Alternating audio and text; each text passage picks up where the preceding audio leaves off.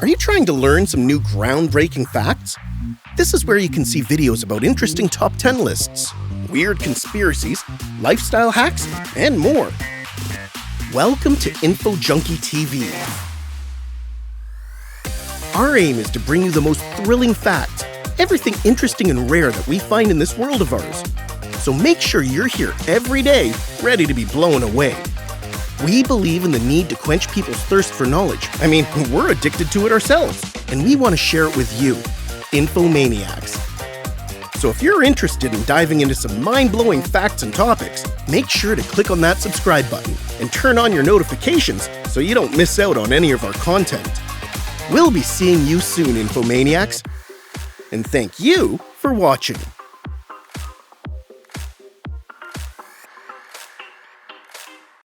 Rare diseases that give people superpowers.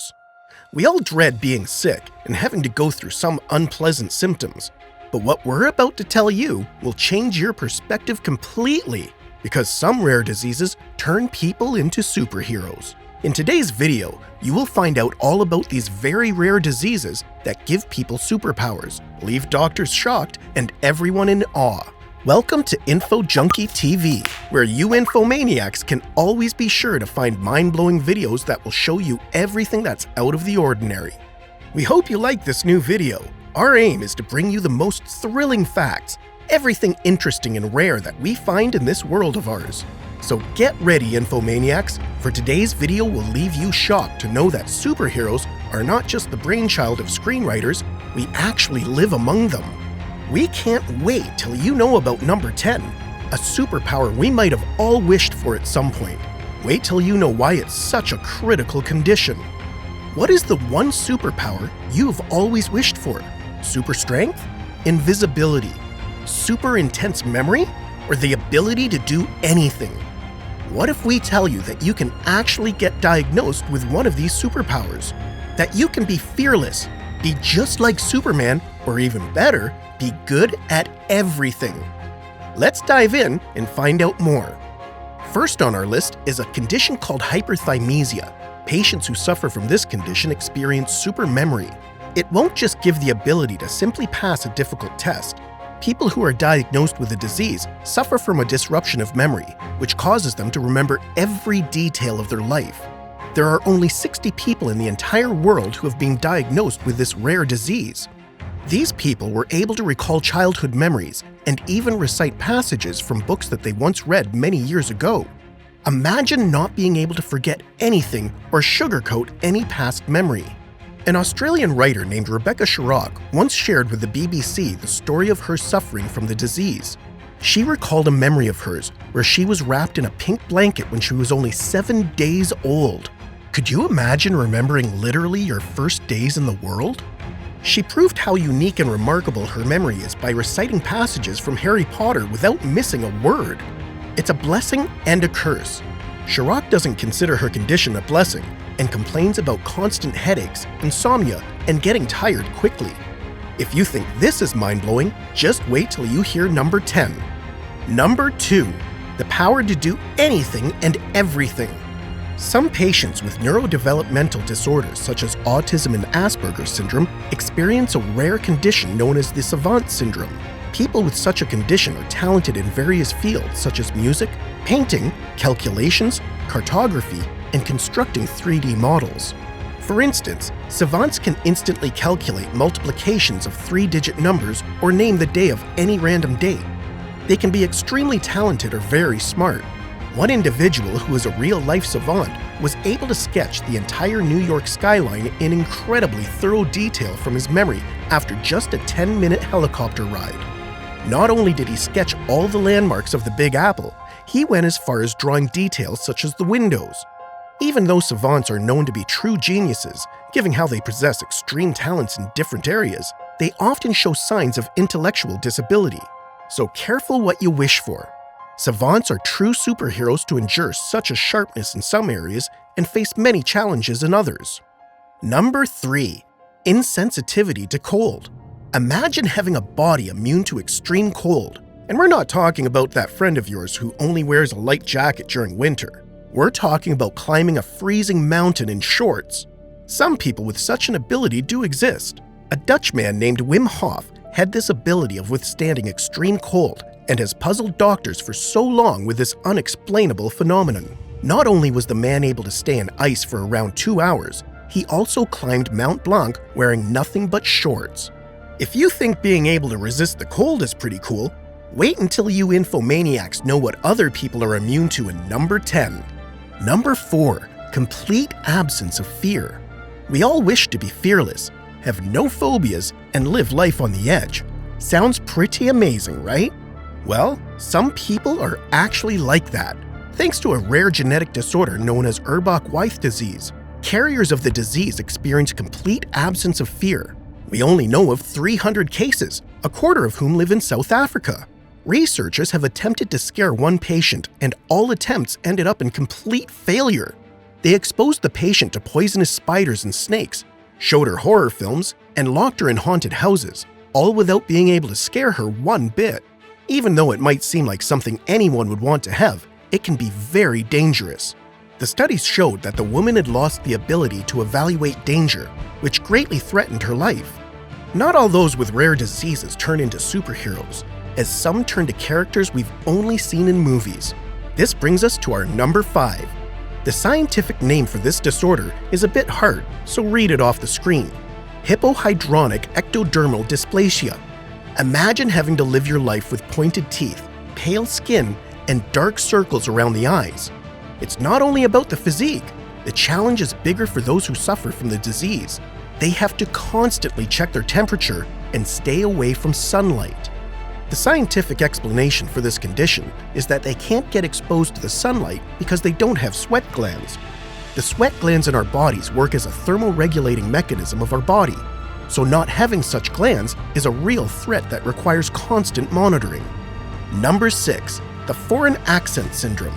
We sometimes pretend to have an accent and enjoy speaking in it just because we can.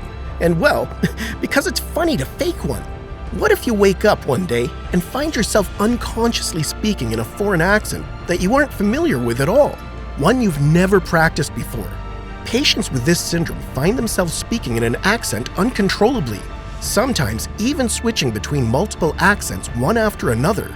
We wish it were just a way that they could speak in a new accent overnight. It's not all about a new accent you wish you could suddenly master. It's more challenging. Unfortunately, the syndrome is usually a result of a serious head injury or a stroke. Patients have to undergo speech therapy because this syndrome changes the way they place their tongue during speaking. Number 7. Super strength. Another condition that turns its carriers to real-life supermen is one known as myostatin-related muscle hypertrophy. The condition results in a decrease of muscle-to-fat ratio and an increase in muscle mass. Imagine having the physique of an Olympic athlete with zero efforts and no training at all. One child was diagnosed with the syndrome at the age of 3. The child, Liam Hoekstra, has practically 40% more muscle than others who are his age. The kid, who is now 13 years old, has an amazingly quick metabolism and almost has no body fat. Number 8. Fibrodysplasia ossificans progressiva. One of the most rare, yet very dangerous diseases is fibrodysplasia ossificans progressiva, FOP. It is a kind of disorder that causes muscle tissue and connective tissue such as tendons and ligaments to gradually be replaced by bones, forming bones outside the skeleton, extraskeletal or heterotopic bones that constrain movement. Only 1 out of 2 million individuals get diagnosed with such a serious illness. So far, no treatment has been discovered yet. Number 9. Polymelia. We're getting to one of the most shocking of all. People who suffer from polymelia are born with an unusual number of body limbs. One infant in Pakistan was born with 6 legs. Of course, there are surgeries that can be done to remove the extra body parts, but you would be shocked to know that some individuals actually refuse to undergo the surgery, as they believe these parts are of great value to them. It's such a beautiful thing to be able to embrace your uniqueness and see the good in the way you were born. We could learn a lesson or two here. Number 10. Remember when we told you that resisting cold isn't the most mind-blowing syndrome you will learn of in this video, Infomaniacs? That's because, in this rare disease we're about to explain, patients can't feel any physical pain at all. The condition is known as congenital analgesia, and 40 people have been diagnosed with it in a Swedish village. When you first study the cases, it seems like a true power of resisting pain, even though the carriers of the disease are humans just like us. Remember that one episode in Grey's Anatomy when one young girl stapled her own arm and then removed them herself just so she can prove that she can't feel any physical pain? Turns out, this actually exists, and not just in some science fiction scene created by Shonda Rhimes. As incredible as this sounds, the disease imposes great danger for carriers because patients wouldn't be able to evaluate how serious their wounds are, especially for young kids, like the young girl from the show. They can get serious injuries while playing and not feel anything, so they won't complain. Severe injuries may range from biting a piece of their tongue off to breaking a bone, and they still wouldn't be able to notice anything. We bet you've wished at one point in your life, when you were sick, that you wouldn't feel pain at all. Well, you probably no longer wish for it now, and just feel blessed that you're healthy. Now, Infomaniacs, it's time we do a quick recap on today's inspirational stories. These rare conditions are mind-blowing, and carriers of the diseases are indeed fighters. They are real-life superheroes who are experiencing life in a way that intensifies certain abilities and makes them struggle with other challenges. You've learned how some very rare diseases can turn a person into a superhero. The abilities they have are real superpowers that we may have wished for at some point in our lives. From having a super memory to unbelievable strength, or having the ability to do basically everything. Some people with rare conditions were able to defy all logical explanations and challenge doctors and scientists. You've learned about mind-blowing conditions such as the Urbach-Wiethe disease that makes its carriers lose any sense of fear, or the congenital analgesia that makes people insensitive to pain, and how these can put the lives of people who are suffering from them in danger. Some people who suffer from hypohydronic ectodermal dysplasia share the same characteristics of a vampire, and others who suffer from fibrodysplasia ossificans progressiva, FOP, can have an excess of bones that limit their movement. So don't think that being fearless is as perfect as it sounds, or having super memory will do you wonders. There is a reason for every function of your body, and a reason it was designed this way. It's a balance. You sense fear in order to be able to detect danger, just like it's crucial for you to feel pain, because it's your body's way of telling you something's wrong. It's an alert, and you should be thankful for it. Bet your cold symptoms don't sound so bad anymore, right? Thank you, Infomaniacs, for tuning in to Info Junkie TV and watching our video. If you found it interesting, make sure to subscribe to our channel and turn on the notification bell for more mind-blowing topics that are yet to come your way. Leave a comment and tell us which rare disease shocked you the most. Also, share with us one superpower that you wish for. That's all for now, Infomaniacs, and we will see you soon. 8 bizarre theories that prove time traveling exists. Hello, and welcome to Info Junkie TV, where you can be certain that you will always leave with an interesting piece of information that is guaranteed to feed your thirst for knowledge. Today's topic will take you back in time, literally. Ever been interested in taking a stroll through time? How many times have you heard of theories that attempt to prove that time travel does in fact exist? We're bringing you the top 8 most bizarre incidents and theories that have been used to showcase that time travel does indeed exist. I kinda wish there's as many theories that prove that teleportation exists, but you can't have everything, can ya? You guys want a tip? If anyone asks, you cannot say I told you this, but number 1 will have you off your chair. Let's start off with bizarre theory number 8, the Nicolas Cage theory. This man appears to be a time repellent. He doesn't age. And we're not saying that because of the actor's timeless looks, but we are saying it because there's been proof of exact replicas of the man that must have been him through time. An 1870s man from Tennessee who was a Confederate prisoner of war looks exactly like Nicolas Cage, does he not? You know who he also looks like? The 19th century Emperor of Mexico. The resemblance of Nicolas Cage to both of these men is quite uncanny. A time traveler and also an immortal? Maybe. We'll never know. The next theory we have today is the tiny watch. Back in 2008, Emperor Hongwu, who happens to be the founder of the Ming Dynasty, decided to come back to life and haunt us. No joke. tombs from his time were opened as part of an archaeological expedition, and a tiny golden watch was found that, as you can see, looks pretty modern, doesn't it? Not just that, but it was frozen at 6 minutes past 10. 10 in the morning or 10 in the evening? We will never know. Do you have goosebumps yet? Maybe if we work hard enough, we'll get you to shed a tear. Just kidding. We don't want you crying. I mean, we don't have enough tissues for all of you. However, since we are true to all you infomaniacs, we need to point out another side of the story. So when pictures of this tiny golden watch spread, people claimed it to be a fraud. Whoever took these pictures did it for fame and fortune. Some claimed that the picture was photoshopped. Where the truth lies, we'll never know. Moving on to theory number 6, Les Fantômes de Trianon, or Les Fantômes de Versailles. Okay, let's stop you there and ask you a really important question. How's my French? Good? Great? No. Terrible. Okay, well, that was embarrassing. So going back to our French-based theory that is more commonly known as the Moberly-Jourdain incident involving Miss Charlotte Anne Moberly and Eleanor Jourdain, also regularly described as the ghosts of Petit Trianon, and we'll get to why in a minute. On your toes yet? Okay, so the story goes like this. In 1911, our lovely French women published a book titled An Adventure. Short and mysterious, right? Here's why. These two ladies went and visited the Palace of Versailles and ran into Marie Antoinette. Yep, you heard that right. Marie Antoinette. The women claimed they felt like they took a wrong lane and traveled in time to the 18th century and met people who were dead. The gardens themselves they described were 18th century. Now, I don't really know how different gardens in the 18th century are from the ones in the 19th century or the ones we have now.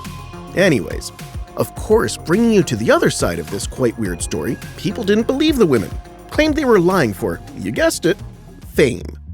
Our next theory, theory number 5, is the Scottish time slip.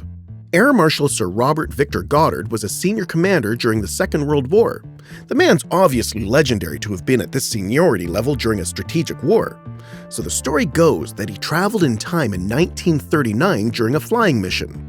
As he flew over an airfield near Edinburgh, he witnessed a sudden change in the weather and suddenly saw cattle spread out and feeding on grass coming up from the cracks in the tarmac. Scared, he decided to fly back to where he had come from, and then suddenly the weather changed from heavy rain to bright sunlight. Interesting stuff, right? Well, the story doesn't end here though. As he flew back, he saw that the airfield had been completely renovated and had mechanics working on airplanes that he was unfamiliar with. Weird, right?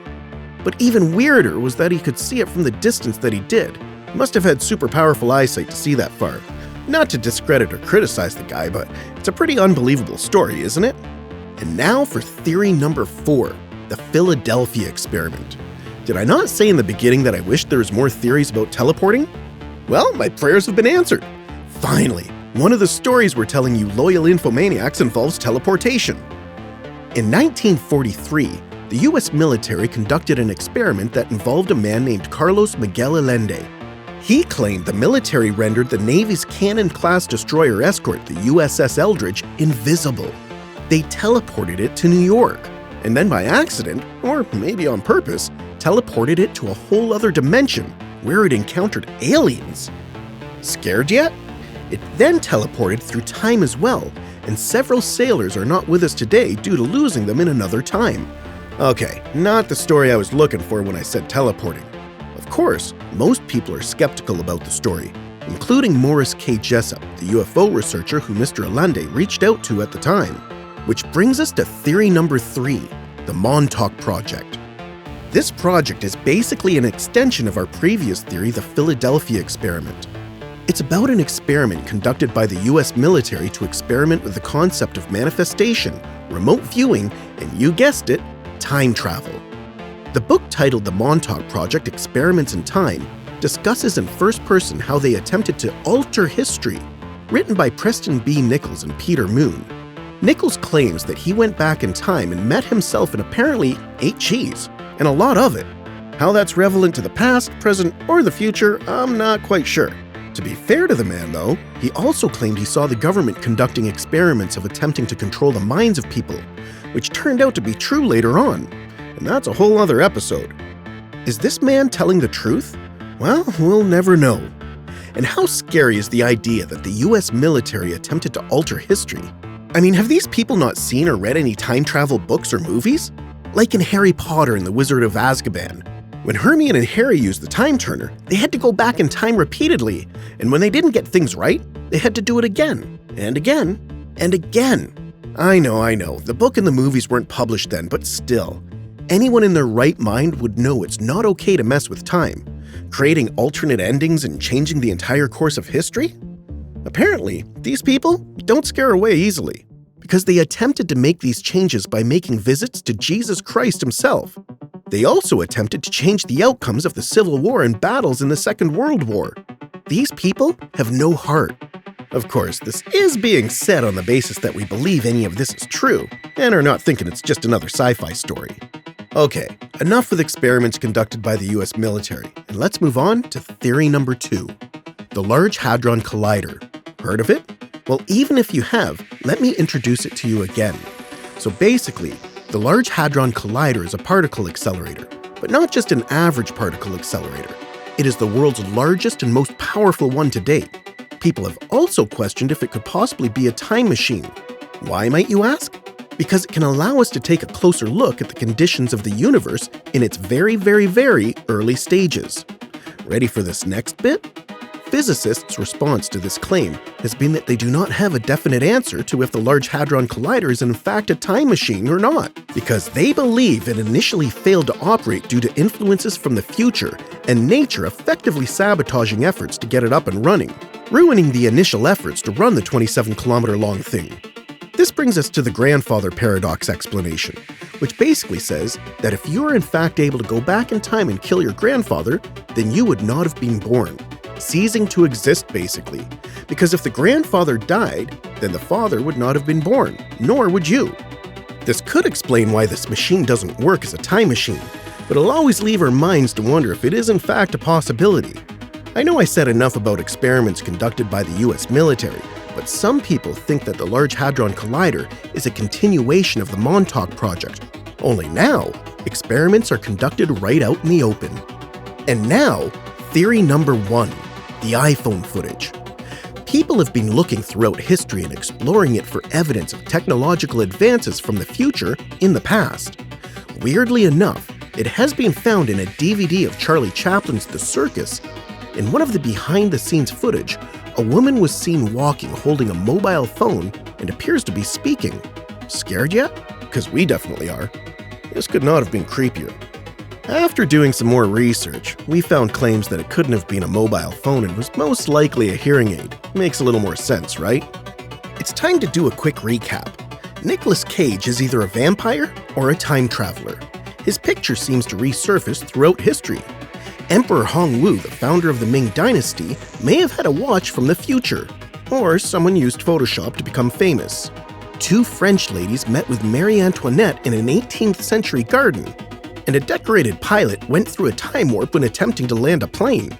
The US military has tried to reshape history with continued experiments that may even continue to this day, only now it's out in the open with the Large Hadron Collider. And last but not least, one of the most famous pieces of footage of a lady on a cell phone from a Charlie Chaplin movie is likely just an old style of hearing aid. Let me wrap this up by saying none of the theories above showcase 100% that time travel exists, but they don't disprove the idea either. Time travel still remains a mystery to all of us. I hope that we have left you Infomaniacs with enough new information on time travel so you can let your imaginations run wild. Which of these theories about time travel do you think is most bizarre? Tell us what you think in the comments, and don't forget to click on the button to subscribe. Until next time, Infomaniacs, when we come back with more interesting topics just for you. 25 bizarre phobias you've never heard of. We all wish we were fearless, but no matter how much we try, fear is part of human nature, and so are phobias. In today's video, you will learn about some of the most bizarre phobias that you've probably never heard of before, ones that will blow your mind. Welcome to Info Junkie TV, where you can always be sure to find mind-blowing videos that show you everything that's out of the ordinary. We hope you like this new video. Our aim is to bring you the most thrilling facts, everything interesting and rare that we find in this world of ours. Despite how oddly weird your phobia might be, we're certain that it won't top number 25. Here are the 25 most bizarre phobias that people have that will shock you to the core. Number 1. Optophobia. Optophobia is the fear of opening one's eyes. Imagine having to live with the fear of a daily activity. Something to which you've never given much thought. To other people, a nightmare they have to go through every single day. It makes you grateful for the little things you do effortlessly, right? If you thought this one was mind-blowing, wait until you hear number 25 and learn about yet another phobia people can't escape. Number 2. Chorophobia. Fear of dancing. And we're not talking about people who shy away from dancing at big events. We're talking about actual fear from hitting the dance floor that they would do anything to avoid it. So if they bail on your wedding, cut them some slack. One thing you have to understand about phobias is that most of the time they're triggered by trauma. So as crazy as they sound, they do actually have some logical explanations to them. In this case, for instance, the phobia is associated with social phobias, which is a fear of crowds and being scared to do something embarrassing in public. Number 3.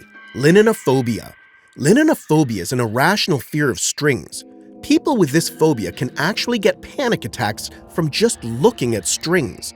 Such an irrational fear might be a result of the person getting tied up in the past as a punishment, especially as a kid. Others may have developed this fear after constantly watching horror movies of people getting tied up when kidnapped or captured. People with the phobia go for leather and slip-on shoes to avoid shoes with laces. Number 4. Didascalenophobia. This very hard to pronounce phobia is the fear of going to school. It's a phobia that really does exist and not some excuse invented by a kid to skip school. It's also known as school phobia, and some believe that it's a result of bullying or fear of separation from the parents. Kids between age 7 to 11 are pretty attached and clingy to their parents, which makes sense.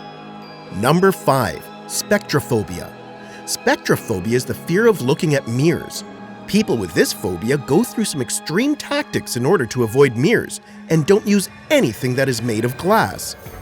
This fear is associated with superstitions, as some are afraid to have their souls trapped in mirrors, while others believe in getting cursed after breaking a mirror. So it's not really about seeing their reflection in the mirror that scares them, as much as it's a general fear of mirrors and the evil they can cause. Number 6. Giliophobia. We all love to be surrounded by good vibes and laughter, but to some, laughter can be a source of fear and overwhelming anxiety. Can you believe it? The fact is, people with giliophobia are often scared of laughing in inappropriate situations or of being laughed at by others. People with this phobia have witnessed a number of embarrassing situations that led to them suffering from that condition. Number 7. Turophobia. Who doesn't like some extra cheese on their sandwich? Who wouldn't want some extra mozzarella on their pizza, or perhaps some Parmesan on their pasta? Well, definitely not people who suffer from turophobia, as they fear cheese. Can you imagine having such an irrational fear towards something that is so delicious? 22-year-old Melissa North spoke about her phobia, saying that walking by a deli counter in a supermarket can give her a panic attack. She developed the phobia at the age of 4 and can't stand the sight of cheese ever since. She describes cheese as something so gooey and disgusting. Number 8. Hippotomonstrosis quipedaliophobia. Phew. Ironically, this unreadable word means fear of long words. Unfortunately for people who are afraid of long words, the name of this phobia really doesn't help. The fear is often associated with the fear of being laughed at while reading or pronouncing long words at school, especially for young kids.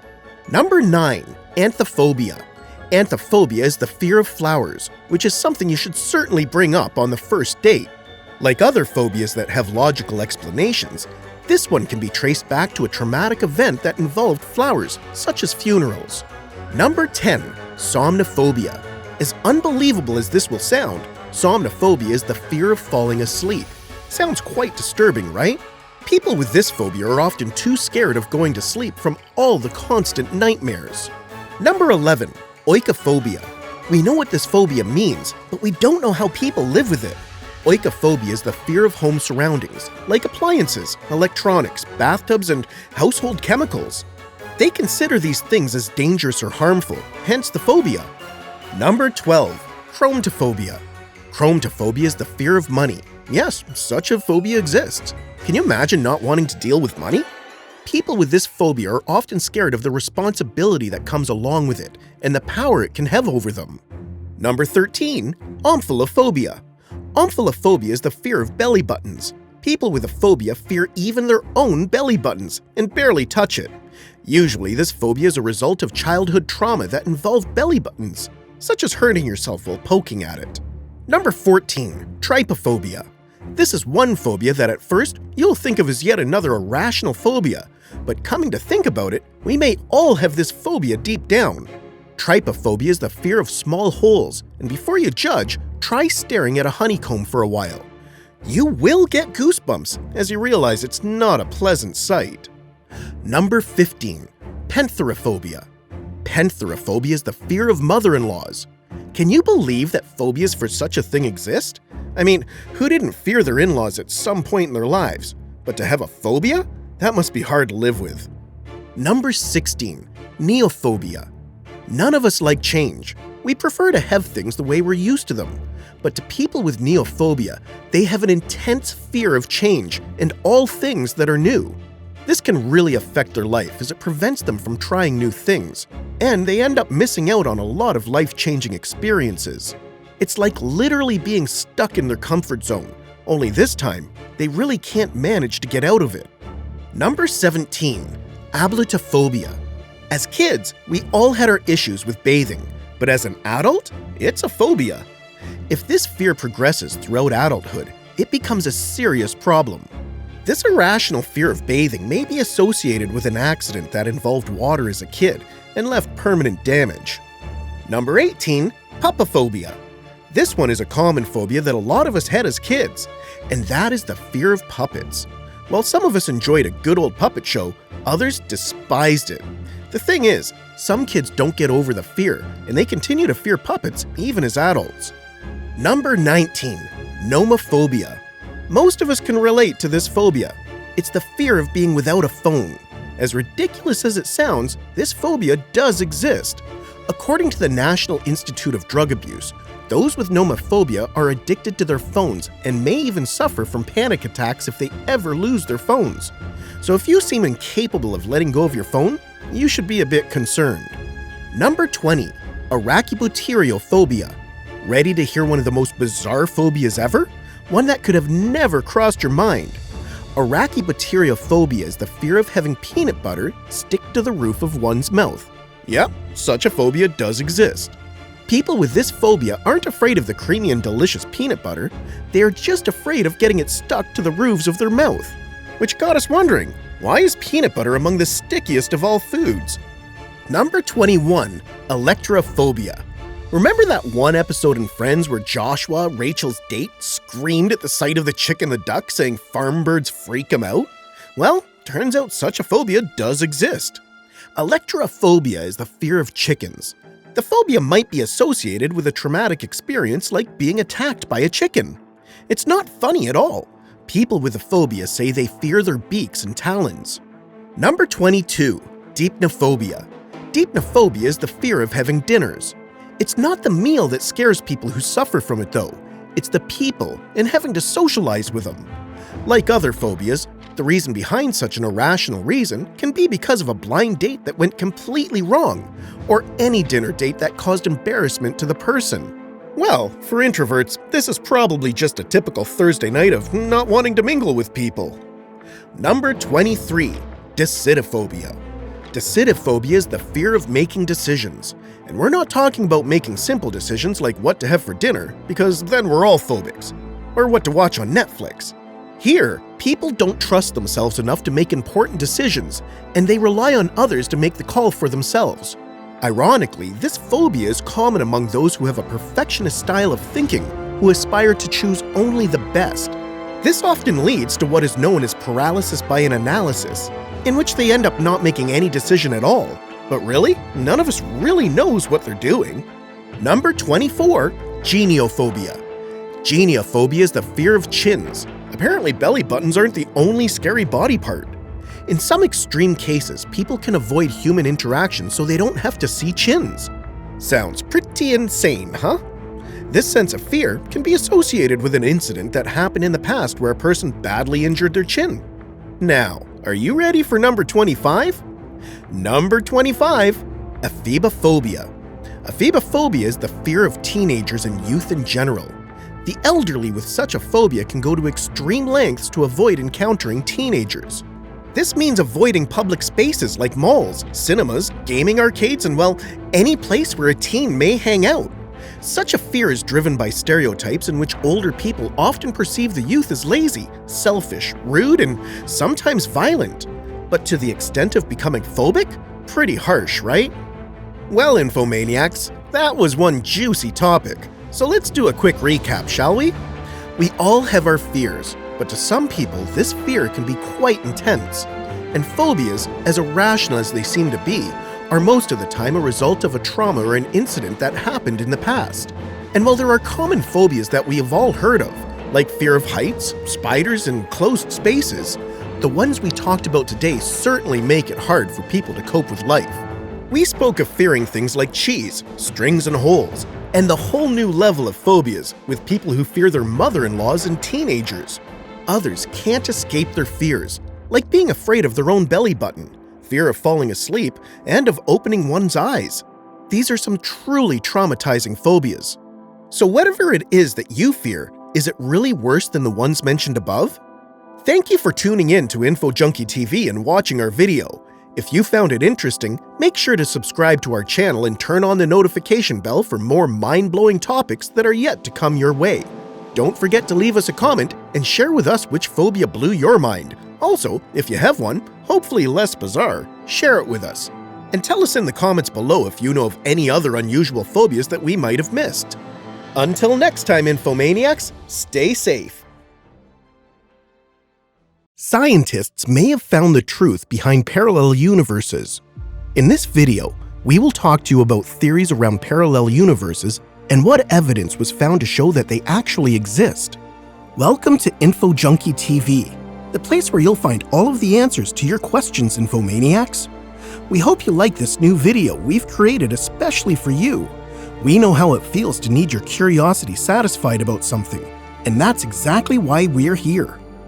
If you've ever dared to believe in the existence of a parallel universe, or wondered about the outcome of major events on the other side, this is the video for you. So buckle up, for today's ride is filled with theories, what-ifs, and countless possibilities, and we can't wait for you to know about that one most exciting theory of all about parallel universes. We have all seen how the Flash can run super fast until a breach is created, which then allows him to travel through multiple universes, and how the show called our universe Earth 1. We have also seen how Rick is always dragged with Morty through breaches to unbelievable worlds. Well, curious sci-fi heads, today we're here to tell you that this might actually be more than just science fiction, and it could be real. Who wouldn't want to believe in the reality of having a potential parallel universe, one that constitutes reality and changes the world as we know it? Researchers may have indeed discovered something in space that might be proof that our universe actually hit another one. Over the years, scientists have seen some hints and signals from a distant point in our universe. These hints suggest that the fabric of our universe might have actually bumped into another universe. If their analysis is indeed correct, wait for it, this might just be the proof that a parallel universe really does exist. So scientists might have really found evidence of the existence of a parallel universe. They've spoken of multiverses and how maybe there's another you living their best life somewhere else. So many possibilities for your parallel life, right? The idea that our universe is one of an infinite number of universes isn't a foreign one to scientists. It's an idea that we have seen in plenty of movies and superhero shows. But having real hard evidence that it actually exists, well, that has been up for discussion for years. If you think it's thrilling that our universe might have hit another one, wait till we get to the most shocking theory of all of them. Not only were scientists able to find hints that suggest another universe exists, but they were also able to define it as the cold spot. So let us untangle that for you. When gazing into the vast empty space and our massive universe, scientists caught sight of what looked like a cold area of space. This cold spot suggested that our universe came across another. It was first glimpsed by NASA's WMAP satellite in 2004, and then later confirmed by ESA's Planck mission in 2013. Studies of this mysterious foreign spot suggests that it could be the remnant of a collision between our universe and another bubble universe during an early inflationary phase. Dr. Rangaramchari observed scattered bright spots when he was examining the noise and residual signals in the cosmic microwave background left over from the Big Bang. His belief is that these may be the signals of another universe that collided into our universe billions of years ago. Another professor who took part in the study, Professor Tom Shanks of Durham University, told the Royal Astronomical Society, RAS, that the spot could also be the result of an unlikely fluctuation explained by the Big Bang Theory. But if the cold spot is found to be the result of a collision with another universe, it could be the first evidence that the multiverse exists. So if another universe could exist, how different would things be there? One of the core reasons the science of physics exists is one of its main goals is to explain how things can move in time and space, which then explains how our universe behaves. It tells us why certain fundamental quantities have the values they do. For example, the speed of light, the mass of an electron, the strength of the gravitational interaction. But if there is indeed a multiverse, does this mean that everything we know about our universe is questioned? Well, if there really is a number of parallel universes and multiverses, then chances are that basic laws of physics will differ as well. Dr. Chari's signals from the possible parallel universe indicate that physics laws are very different there from the ones in our universe. A parallel universe would hold a ratio of subatomic particles called baryons and photons, which are about 10 times greater than the ones in our universe. Crazy, right? It's a whole other existence, completely new rules. Research is ongoing on such an exciting topic. NASA's PIXI, the Primordial Inflation Explorer, which uses the most accurate instruments, is trying to observe Dr. Chari's light signals and collect the required data on this cosmic inflation. They're also looking into the possibility of a parallel universe. PIXI's research could actually help determine the characteristics of Dr. Chari's signals, or it can at least give a clue on what had caused the inflation, which could lead us to discovering a multiverse. But what does this really mean? What does it mean for another universe to exist? Well, the multiverse theory revolves around the idea that many possible outcomes exist for the same scenario, and they play out at the same time in a layered reality, and we only get to experience one of these scenarios. This idealistic idea has a strong foundation in quantum mechanics, one that appeals to us all because the idea of having our scenarios played out differently in another world is both intriguing and fascinating. I mean, in a parallel universe, a Chinese man would have gone for an old-school chicken meal instead of having a bat for dinner, and the current scenario might have worked out way differently. Or maybe in a parallel universe, the Nazis actually won World War II. The idea of having another you in a parallel universe where there's no coronavirus and only unicorns surely sounds quite appealing, don't you think? The universe is vast, massive, and holds different realities. It includes photons and neutrinos, and contains around 10 to the 90 particles, all clustered together to form hundreds of billions to trillions of galaxies. Each galaxy comes with around 1 trillion stars inside that are scattered across the cosmos. All of this being said, and despite what our instincts might tell us, do you really believe we're at the center of a finite universe even with evidence indicating otherwise? Now multiverses models are a whole new level of thinking about where our universe stands. It makes us see our real size in this existence. There are 3 different suggested models for the multiverses that you should know of, none of which are confirmed yet by experience and remain theories for the moment. The first model is known as the bubble universe. This is the simplest, most straightforward model that suggests the existence of other universes that are very far away. We can't see them, or maybe they exist in black holes. And we exist in this universe only because it has the right physical laws that allow us to exist. The second model, the membranes theory, suggests that our universe actually belongs to a larger one, and that it's just a 3-dimensional surface embedded within a larger superuniverse. Can you imagine how small each one of us really is? The third and last model is the many worlds theory. It suggests that many worlds exist in parallel, at the same space and time as our own. but scenarios are carried out differently with endless outcomes. So maybe in this lifetime, you choose to watch the video. Meanwhile, in another world at the same time as ours, you chose to ignore it and watch a simpler one on how cats might someday rule the world. We can go on and on forever with theories, models, and probabilities. What a way to expand our minds and try to think of a world that's beyond our imagination. For now, let's do a quick recap on today's findings. In this video, you were introduced to possible evidence that might prove the existence of a parallel universe. A cold spot in the vast space is what got researchers to believe our universe might have collided with another. We also told you how researchers believe that the basic laws of physics may actually differ in a multiverse than the ones in ours. And then we left you questioning a whole lot, with the different models of multiverses and how one scenario can play out differently in several universes. Remember that studies are still ongoing in an attempt to find another proof that multiverses do exist. So even though we can't quite be sure, we have some evidence that refutes the idea that our universe is the only existent one.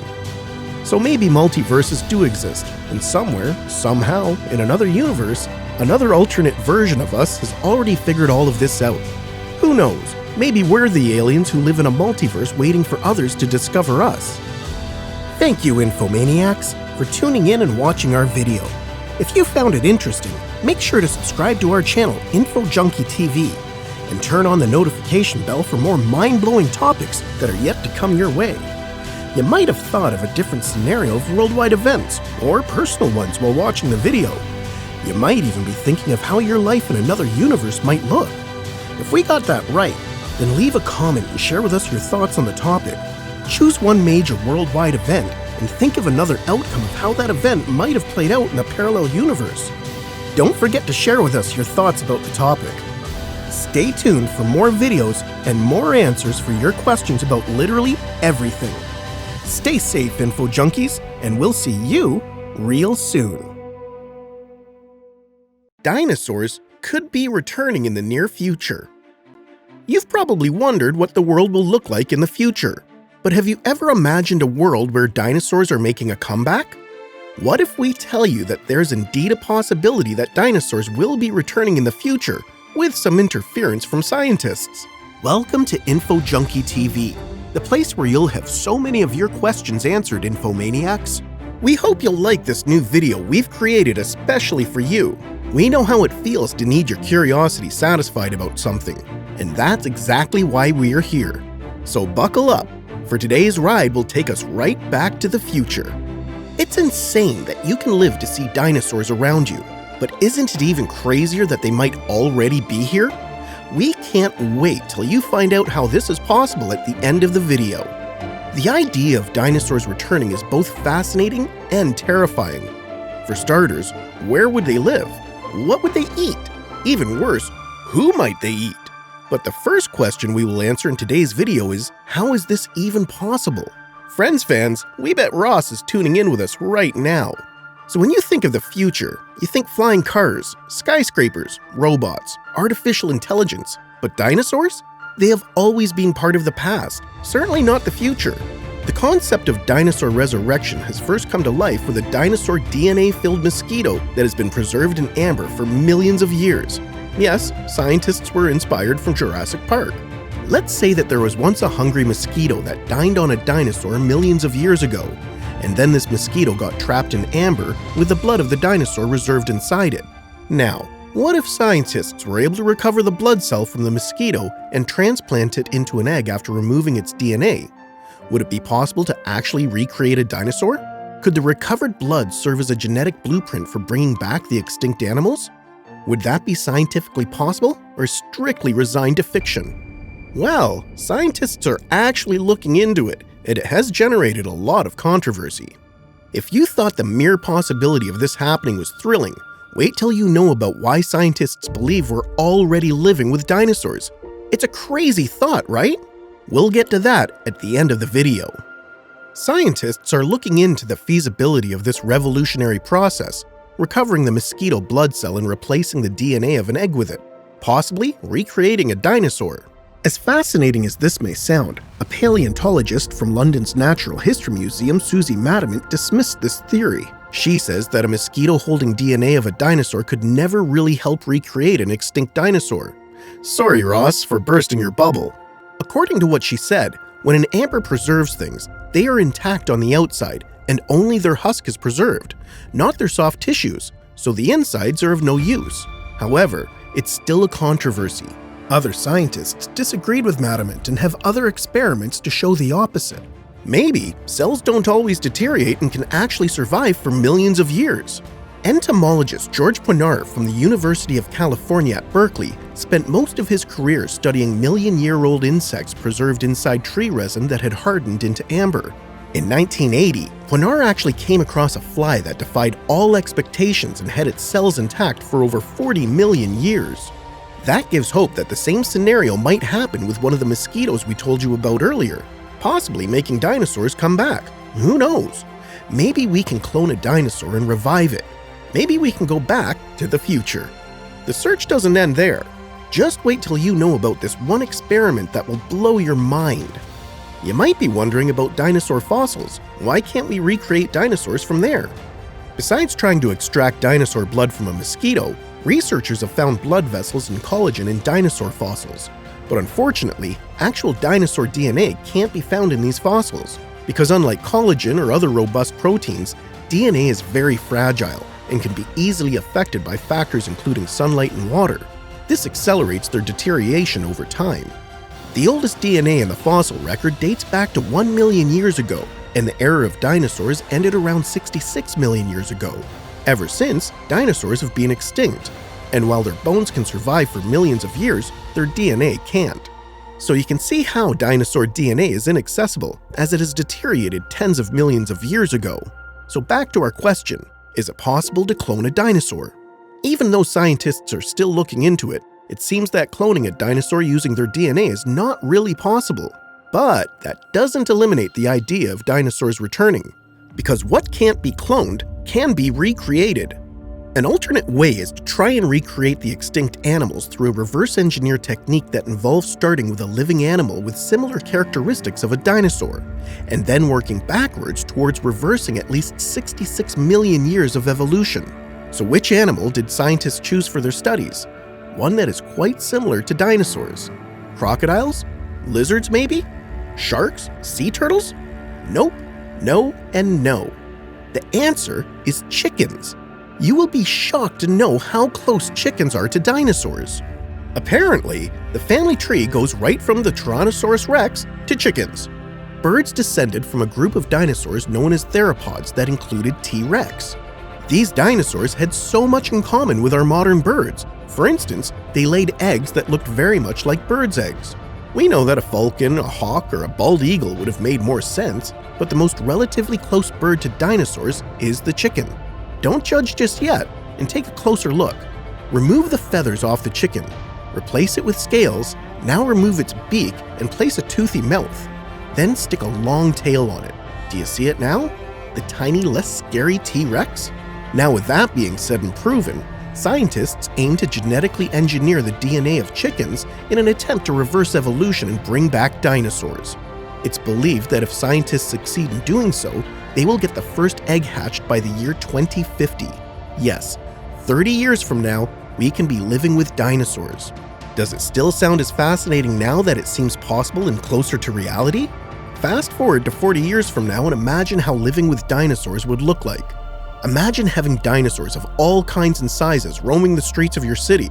And don't forget the flying ones too. That would mean Jurassic Park coming to life with real dinosaurs. Let's just hope that if this happens, modern technology won't allow things to go out of control this time. Maybe in the future, dinosaurs won't be restricted to parks, and dinosaur eggs will be available for sale on the black market, or even better, on eBay and Amazon. Could you imagine having dinosaurs as pets? Now that would be one hell of a security system. What would happen if we let Camptosaurus or an Allosaurus loose in the wild? Where would they be in the food chain, and what kind of disaster would that cause to the ecosystem? What would they feed on? Who would they feed on? So many questions. Who would have thought that chickens would bring to the mind such a scary idea that could threaten humans' existence altogether? What if all the experiments don't actually bring back dinosaurs? Would it all be a waste of money and resources? Well, it's actually not just about dinosaurs. These theories and studies, despite how far-fetched they may sound, are still quite useful even if they don't bring back dinosaurs. The science of de-extinction is one that will help in preventing endangered species from having the same fate as dinosaurs. Several projects are looking into collecting cells from endangered animals such as the rhino. With only 3 left in the world and its incapability to reproduce, scientists have taken skin cells from them in an attempt to one day recreate them. According to one scientist, it's not completely unimaginable that scientists could indeed breed a northern white rhino in a test tube sometime in the next 3 to 10 years. So it's not just a dinosaur experiment that we're looking at. It's an attempt at saving other species from getting the same fate as dinosaurs.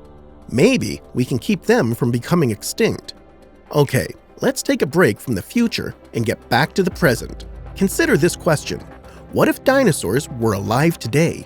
How could you have missed such a discovery? Well, you haven't really missed it. The answer is that they are technically still alive, and you actually see them every day. As we have mentioned before, birds are descendants of dinosaurs and share common characteristics with them. Matamon said, "Dinosaurs are still with us. They say dinosaurs went extinct, but only the non-aviation dinosaurs went extinct. Birds are dinosaurs, and birds are still evolving. So we will certainly see new species of birds evolving, and those will be new species of dinosaur." Now, let's do a quick recap on what you have learned from today's video. You have learned today that dinosaurs coming back to life isn't a far-fetched idea after all, so the possibility of having a real-life Jurassic Park is actually closer than you might think. Scientists have tried to recover the blood of dinosaurs from mosquitoes that have been preserved for millions of years in amber. But chances of this happening are very slim because while ambers do preserve the husk, the interior would be a total mess, which won't be of much help to scientists. Researchers have also found blood vessels and collagen in dinosaur fossils, but unfortunately DNA can't be recovered because they can't survive millions of years of deterioration. We then reach the conclusion that even though dinosaurs can't be cloned, scientists might be able to recreate them using a reverse engineering mechanism that depends on a living animal that shares the same characteristics of a dinosaur. A bird, actually, not a hawk, not an eagle, and not a falcon, but a chicken. Turns out the family tree goes right from the most terrifying dinosaurs, the Tyrannosaurus rex, to chickens. Scientists are trying to genetically engineer the DNA of a chicken in an attempt to reverse evolution and have the first dinosaur egg hatched by the year 2050.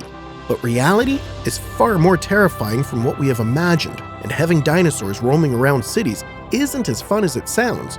After all, where would they live? Where will they be in the eco-chain system?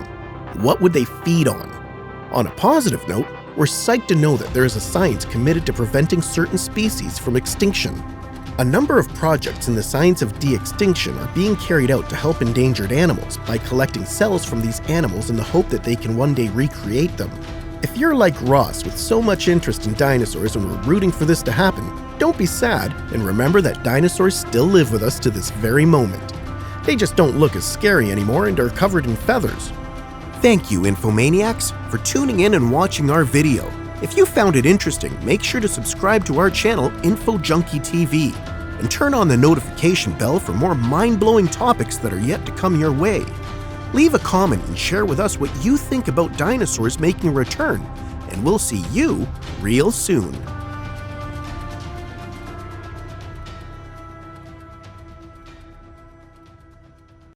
Everything you need to know about the Russian sleep experiment. Is it possible for humans to stay awake for days and still be able to function? Well, not only did the Russians ask that question, they made an experiment out of it as well. In this video, you will learn all about the Russian sleep experiment. Welcome to Info Junkie TV, the place where you'll find so many of the answers to your questions, Info Junkies. We hope you like this new video we've created especially for you.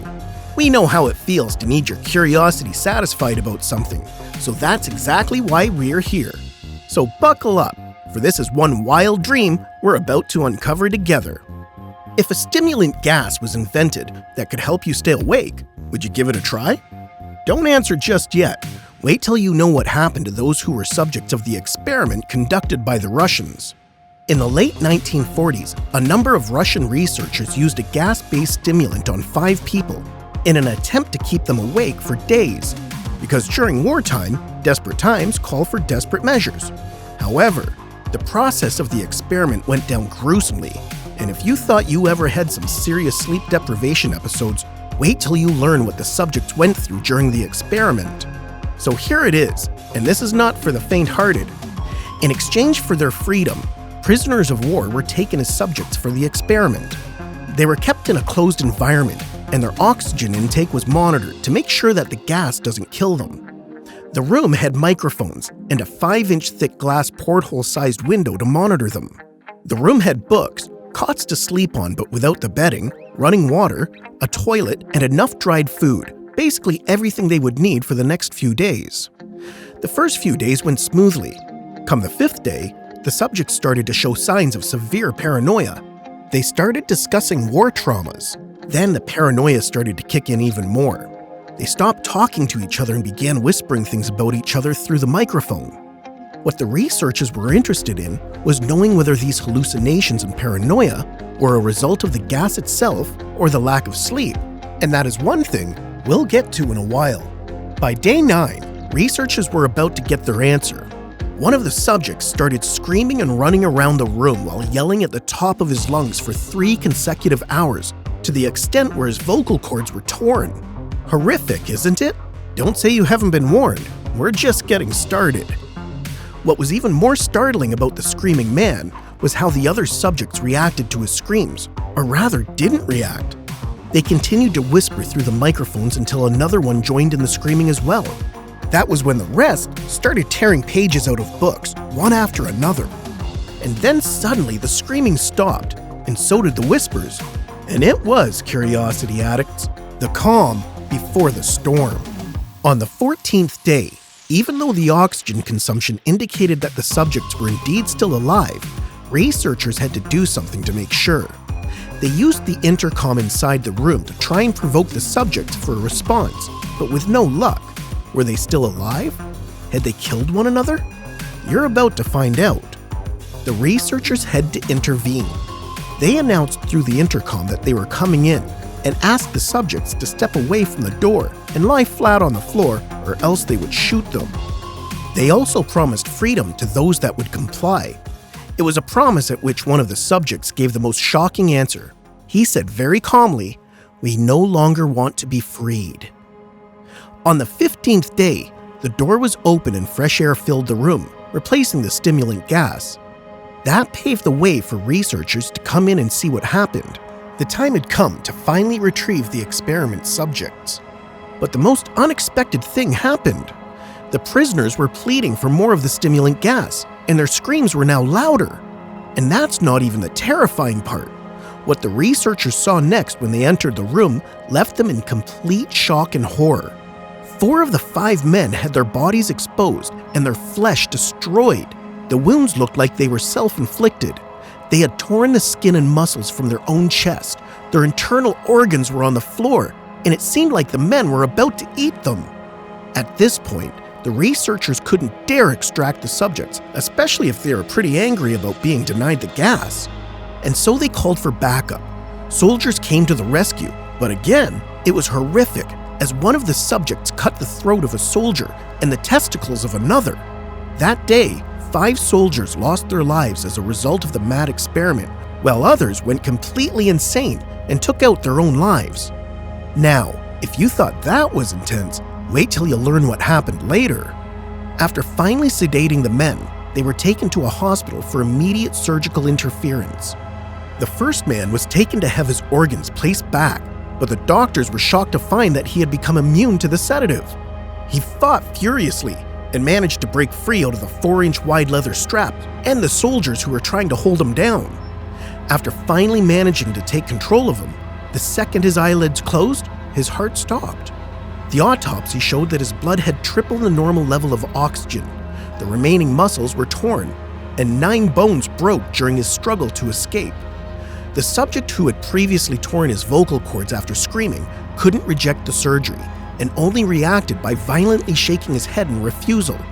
The doctors were able to cover his abdominal with what was left of his skin, all without using the anesthetic this time. The man kept making this wheezing sound, and when the nurse handed him a pen and paper, he wrote on it, "Keep cutting." As much as the head surgeon admired his own work, he wondered how the man with such fatal injuries was still alive. The doctors operated on the remaining subjects, who underwent the surgery without anesthetics. It was almost impossible to perform, as the patients kept laughing hysterically. The moment the subjects were able to speak, they were once again begging for the stimulant gas. When they were asked why they had harmed themselves and why they kept ripping out their own guts, they responded with, "I must remain awake." The commanding officer then came up with an idea, another killer one, literally. He suggested putting the men back under the gas stimulant, as hell broke loose when they were deprived from it, remember? The researchers strongly disagreed, but the commander followed his plan anyway. Once the men were back in the room and under the effect of the gas again, they were calm again. In fact, they got so calm that eventually one of the subjects flatlined and died. The last survivor was then shot by one of the researchers who just couldn't keep up with the madness anymore. The researcher had to kill the commander as well. "What are you? I must know," the researcher shouted the last question before the subject walked toward the lights. Now listen to this quote that you'll probably never forget. "Have you forgotten so easily?" the subject asked. "We are you. We are the madness that lurks within you all, begging to be free at every moment in your deepest animal mind. We are what you hide from in your beds every night. We are what you sedate into silence and paralysis when you go to the nocturnal haven where we cannot tread." Crazy, right? So crazy that it sounds pretty unbelievable. So is it real? Was it maybe just a metaphor that at night the monsters inside us go to sleep? And what if we stay awake? Those monsters are unleashed? Some people claim that the Russian sleep experiment couldn't have ever happened. So many of its elements surely casts doubt on the credibility of the story. Leaving subjects unattended like that, surviving without organs pulled out of your body, and even if this had all been the result of the gas, well, both scientifically and historically, no gas has ever been found to be capable of keeping subjects awake for more than 15 days, let alone turn them into the walking dead. Also, no credible source has reported this story. And say the experiment is true, and somehow the Russians were able to invent a gas that will keep their soldiers awake for 15 days during war. How is this even efficient? Can you imagine the disaster of depriving soldiers from sleep and then handing them fatal weapons? If men were kept awake for more than 48 hours, they actually end up useless and pretty slow. So, Info Junkies, we hope that after we have terrified you to the core, we were able to refute the claims of such a horrific experiment. Now's the time for a quick recap. A group of scientists wondered, what if we invent a gas that will allow our soldiers to stay awake for 15 days? And so they developed the gas, and it was time to test it on humans. So they brought war prisoners, promised them their freedom after the experiment, little did they know, and locked them in a room filled with the gas. First 5 days were okay until the subjects started to completely lose it. They destroyed everything, including their own bodies. On the 9th day, when the scientists finally decided that that was it, they opened the door to find the prisoners lying on the ground surrounded by their own organs. One subject was found dead, and the others barely alive. Soldiers came, subjects were hospitalized, underwent surgeries, resulting in the death of one, and the others screaming for another dose of the gas. The rest were back in the room where one just flatlined and the other was shot by one of the researchers who finally decided to put an end to this insanity. Some believe that the traumatizing experiment never happened.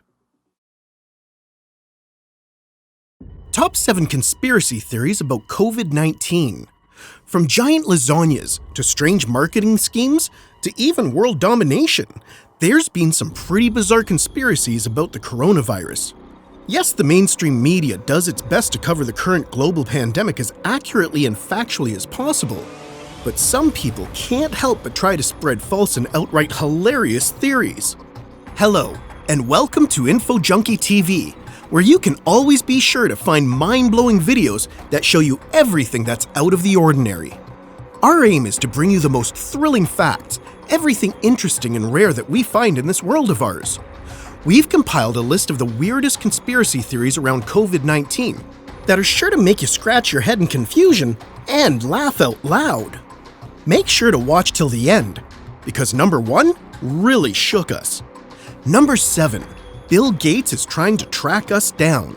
Let's be honest, Bill Gates is responsible for a lot of viruses in our PCs. Even if you got the best and most expensive antivirus software installed, you're still vulnerable to some sort of virus to slip through the cracks of your PC. But saying that Bill Gates is responsible for a real human-killing virus is a bit far-fetched.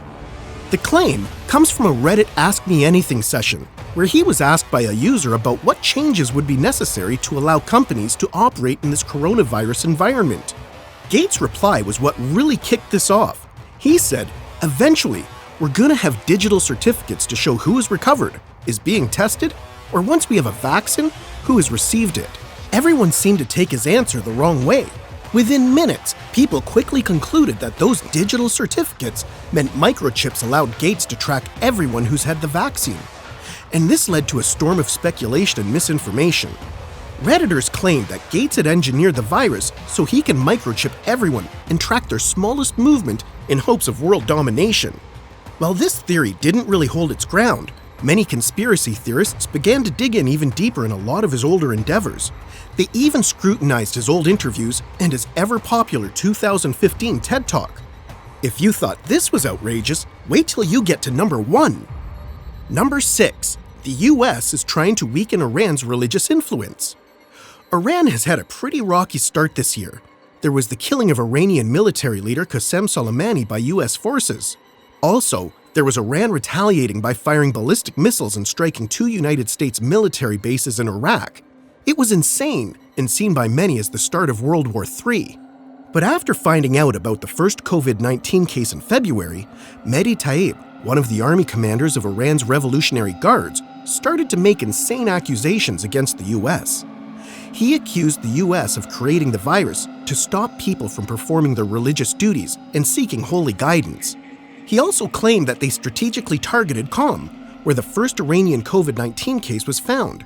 He said that, quote, "That's where Islamic teaching spreads from and into the world," unquote.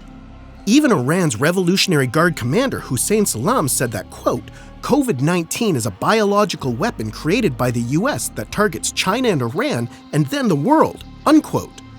Iran's supreme leader Ali Khamenei later on retreated from marketing the conspiracy theory about the outbreak of the coronavirus in April.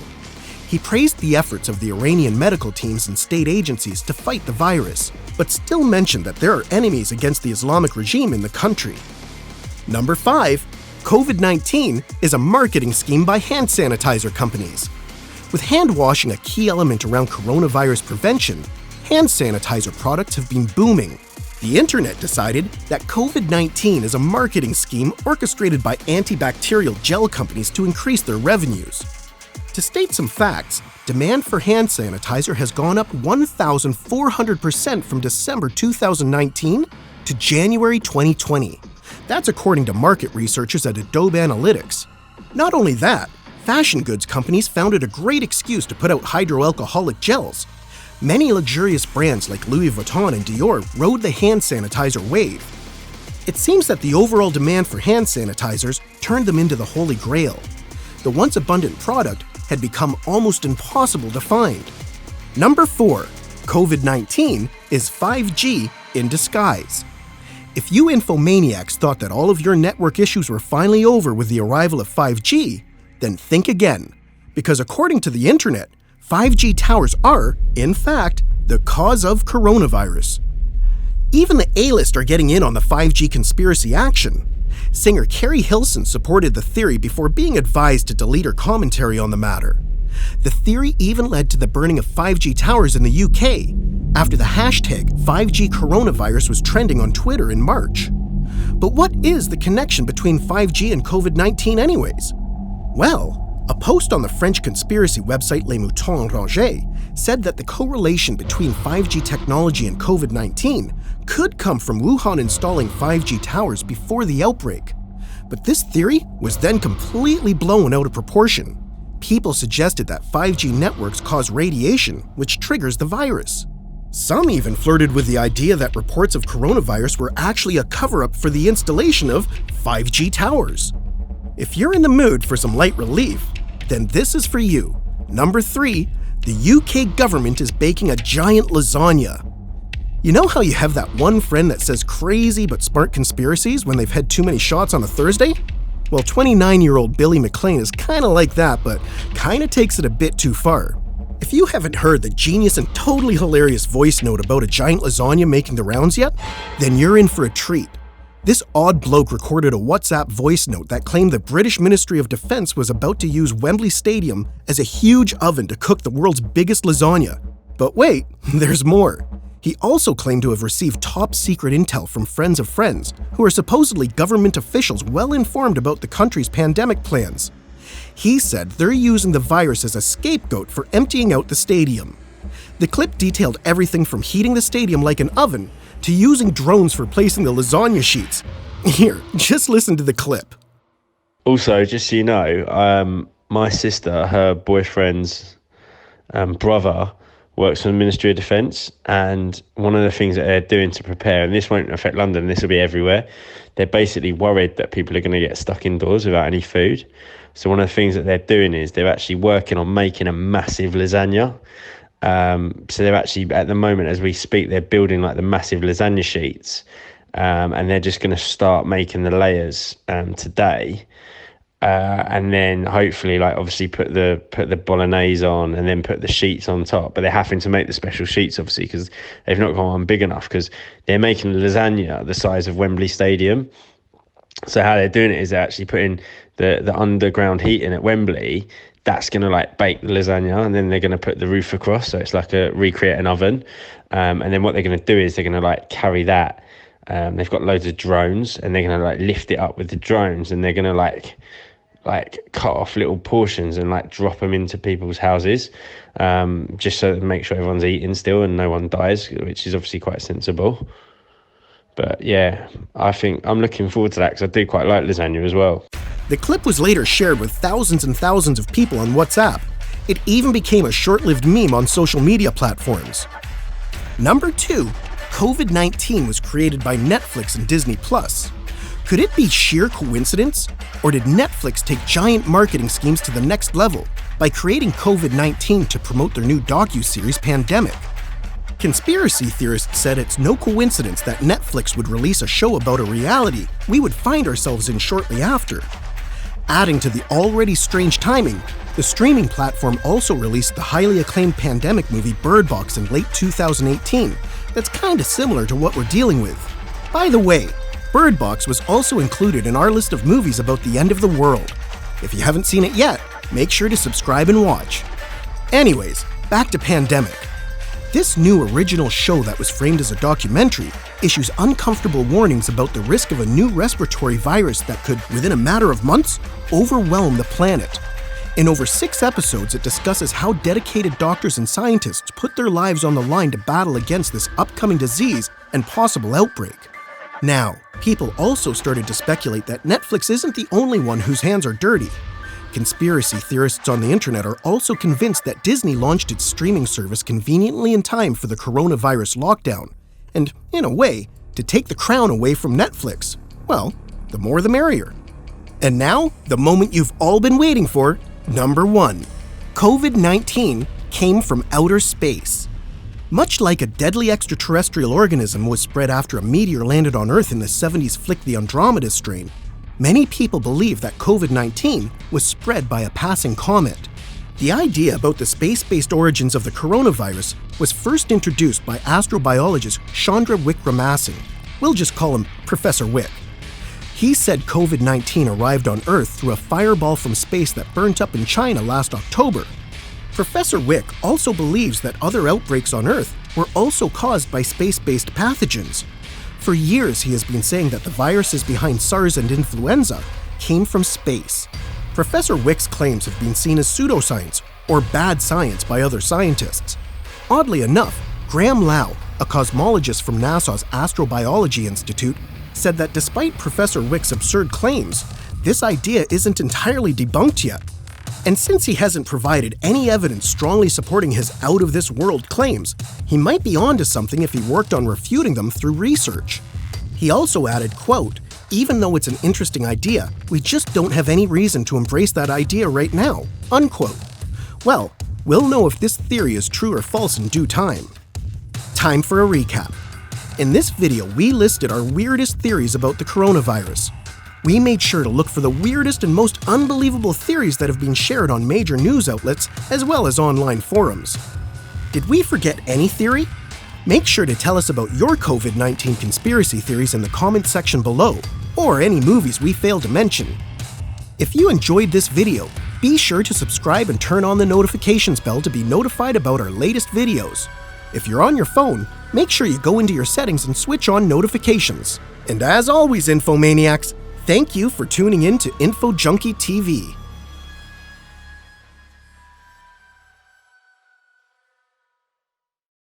The ugly truth about narcissism. Mirror, mirror on the wall, who's the fairest of them all? I am! Today's video is about narcissism. Isn't that interesting? Know what's more interesting though? The history or the ancient Roman myth that introduces narcissism that we tell you at the very end. Welcome to Info Junkie TV, where you can always be sure to find mind-blowing videos that show you everything that's out of the ordinary. We hope you like this new video. Our aim is to bring you the most thrilling facts, everything interesting and rare that we find in this world of ours. So hold on to your chairs, because this is going to be a fun ride of exploring one's true narcissistic self and the psychology of it all. Let us start off by understanding the meaning of narcissism. This is the highest form of self-obsession and preaching oneself. It basically has us giving ourselves first prizes over and over and not needing recognition from others for our self-worth. Narcissists and what they bring to the table are so interesting that they are studied by psychologists.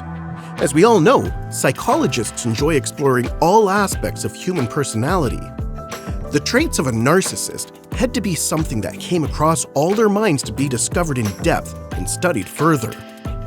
Psychologists define narcissistic personalities as people whose images of themselves are grand. Too grand, in fact. So this is basically how a narcissist's brain works. Let's say you're walking into a place and you think to yourself, wow, I'm the best looking person here. And you don't question it. No one can make you think otherwise. You believe you are the best looking, hottest person in the place. I know you're thinking to yourself, so how's that a problem?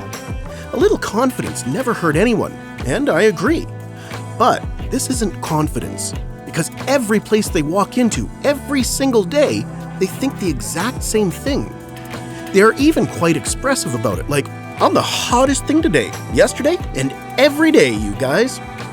Moving on to, let's say, going to work, or even having an intellectual conversation with a group of friends. A narcissist in such a situation always thinks, wow, I'm a genius. I'm the Einstein of this crew and every crew. A bit too weird. Well, wait, there's more. They always seem to think they are more important than others. In fact, they believe they are the most important, if not the only important person there is in the world. They also feel they have a sort of given right to be treated in a special way above everyone else. Remember Johnny Bravo? Hey, who's that handsome guy? Hello, 911 emergency. There's a handsome guy in my house. Oh, wait a second, cancel that. It's only me. Well, yeah, that's definitely a narcissist right there. All of the above traits definitely apply to the guy. According to psychologists, there are two major types of narcissists, A, grandiose, and B, vulnerable. Let us talk about the grandiose narcissism a bit first. I've done more in 500 days than any president has ever done in their first 500 days.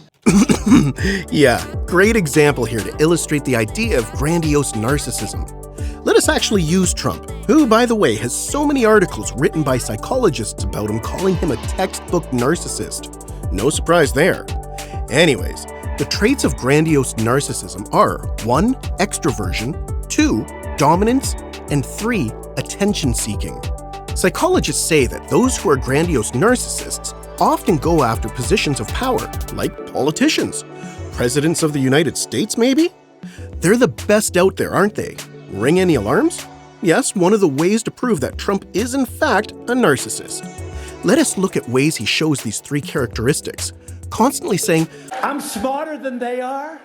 I'm richer than they are. I'm a very stable genius. I am a stable genius. Putin did call me a genius. People would say I'm the super genius of all time. Anyways, people diagnosed with grandiose narcissism often seek such positions of power for praise and attention. Just reassurance to what they already believe, which is that they are in fact the best at everything. Vulnerable narcissism, however, is not as loud as grandiose narcissism.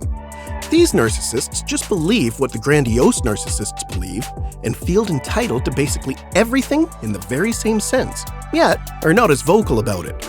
They also are not as confident as grandiose narcissists because they are threatened by the smallest of things. Yet grandiose narcissists are threatened by nothing. These people believe they are unstoppable. The real question is, why are we going on and on and on about all of this? To make a point. We know you think they are harmless, but they are truly the exact opposite. These people have extreme forms of selfishness that are just unbelievable. Imagine placing them in positions of power where they are to lead. No, I'm not talking about him again, but well, if the shoe fits, then I guess. Moving on. Narcissists do more harm than good in such positions, because instead of being leaders, they manage.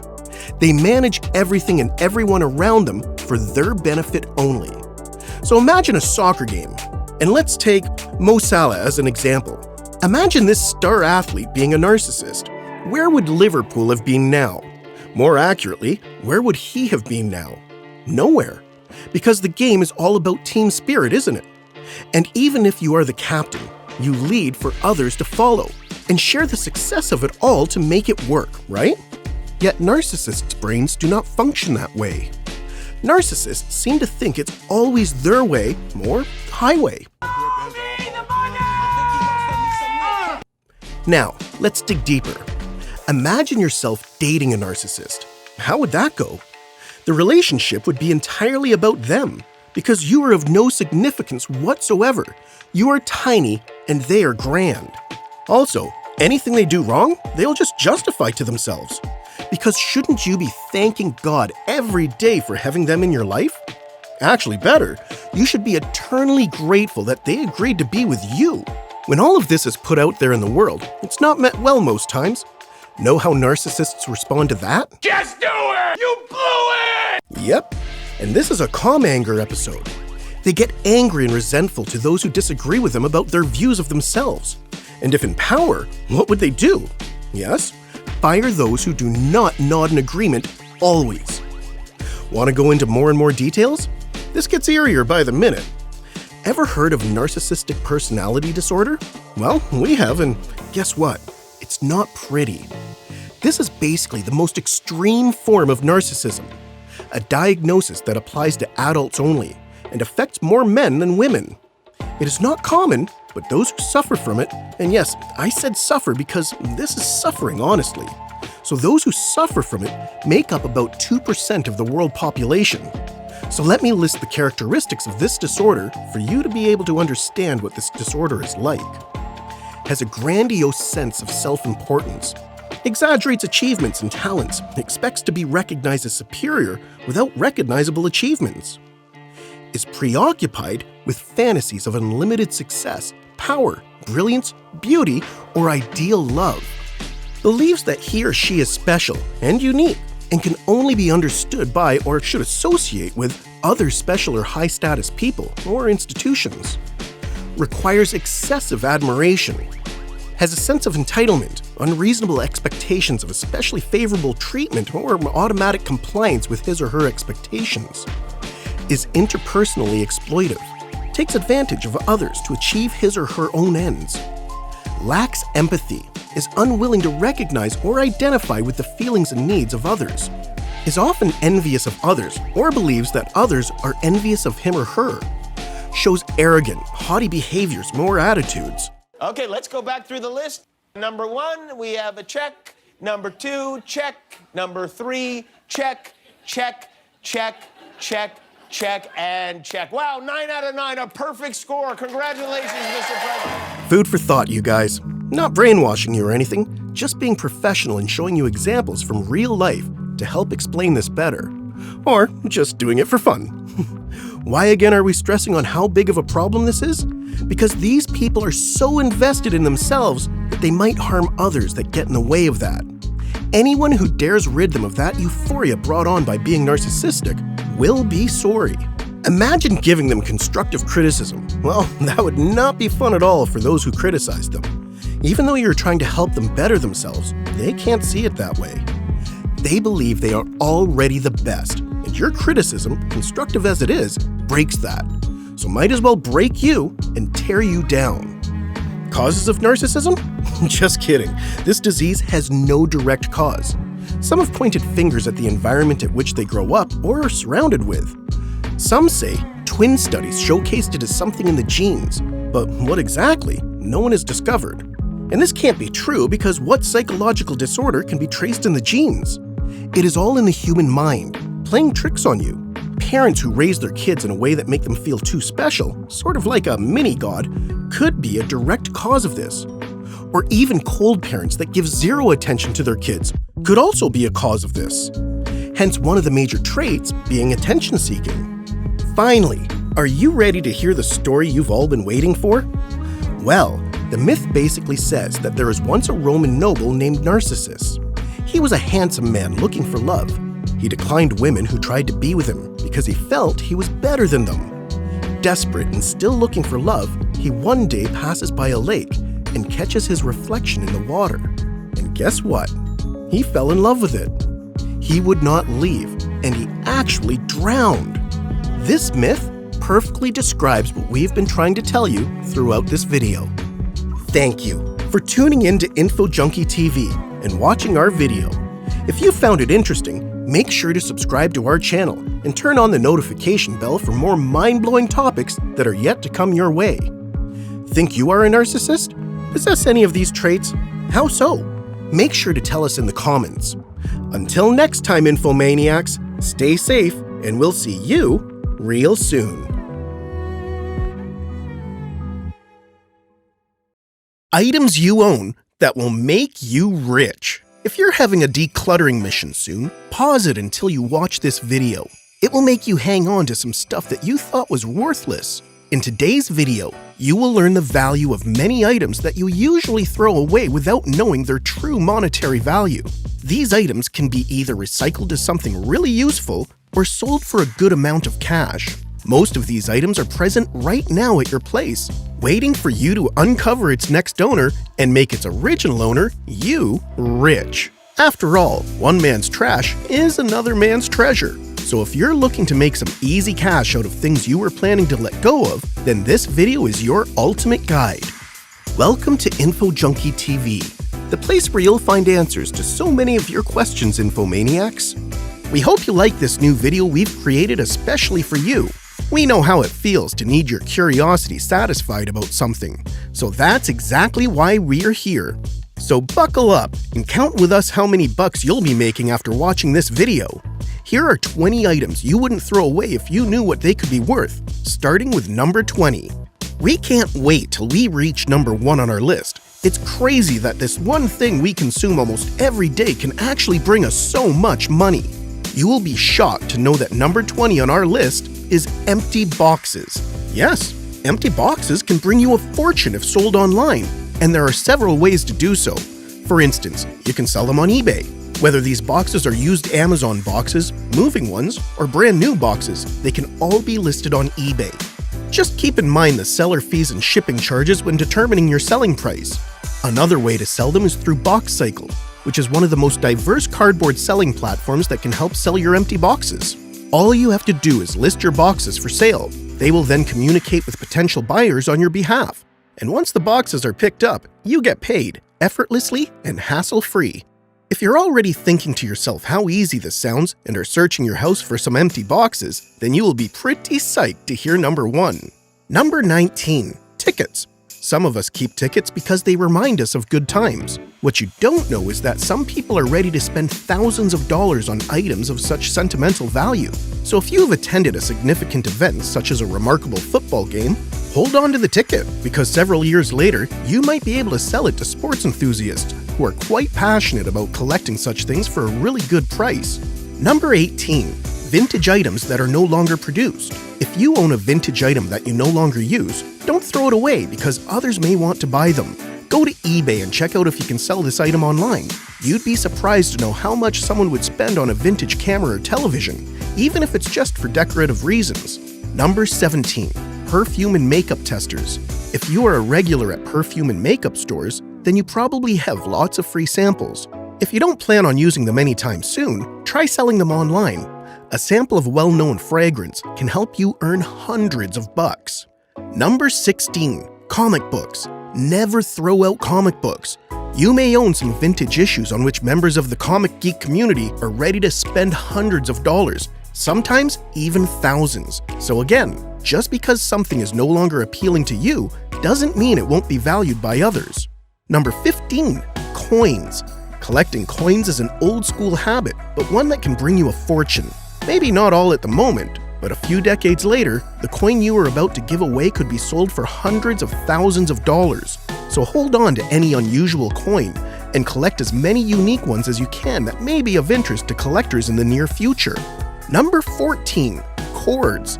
Yes, we mean power cords. Power cords are among the must-not-throw-away items. This includes phone chargers, video game cords, cameras, etc. Sell them online instead and make some money. They're also very light, so they won't cost you much to ship. Number 13. Toys and figures. Vintage toys that you no longer use are someone else's passion to collect. Keep them in a safe place for now, because years later, they can be worth a lot. For example, an original Furby was just recently sold for $700 at an auction. So can you imagine how much action figures can cost in the future? Another example is the Star Wars figures that are currently being sold for thousands of dollars. The only condition is to have them in their packaging, so make sure you keep them safe in their original boxes, with preferably the price tag still on them. Number 12. Egg cartons.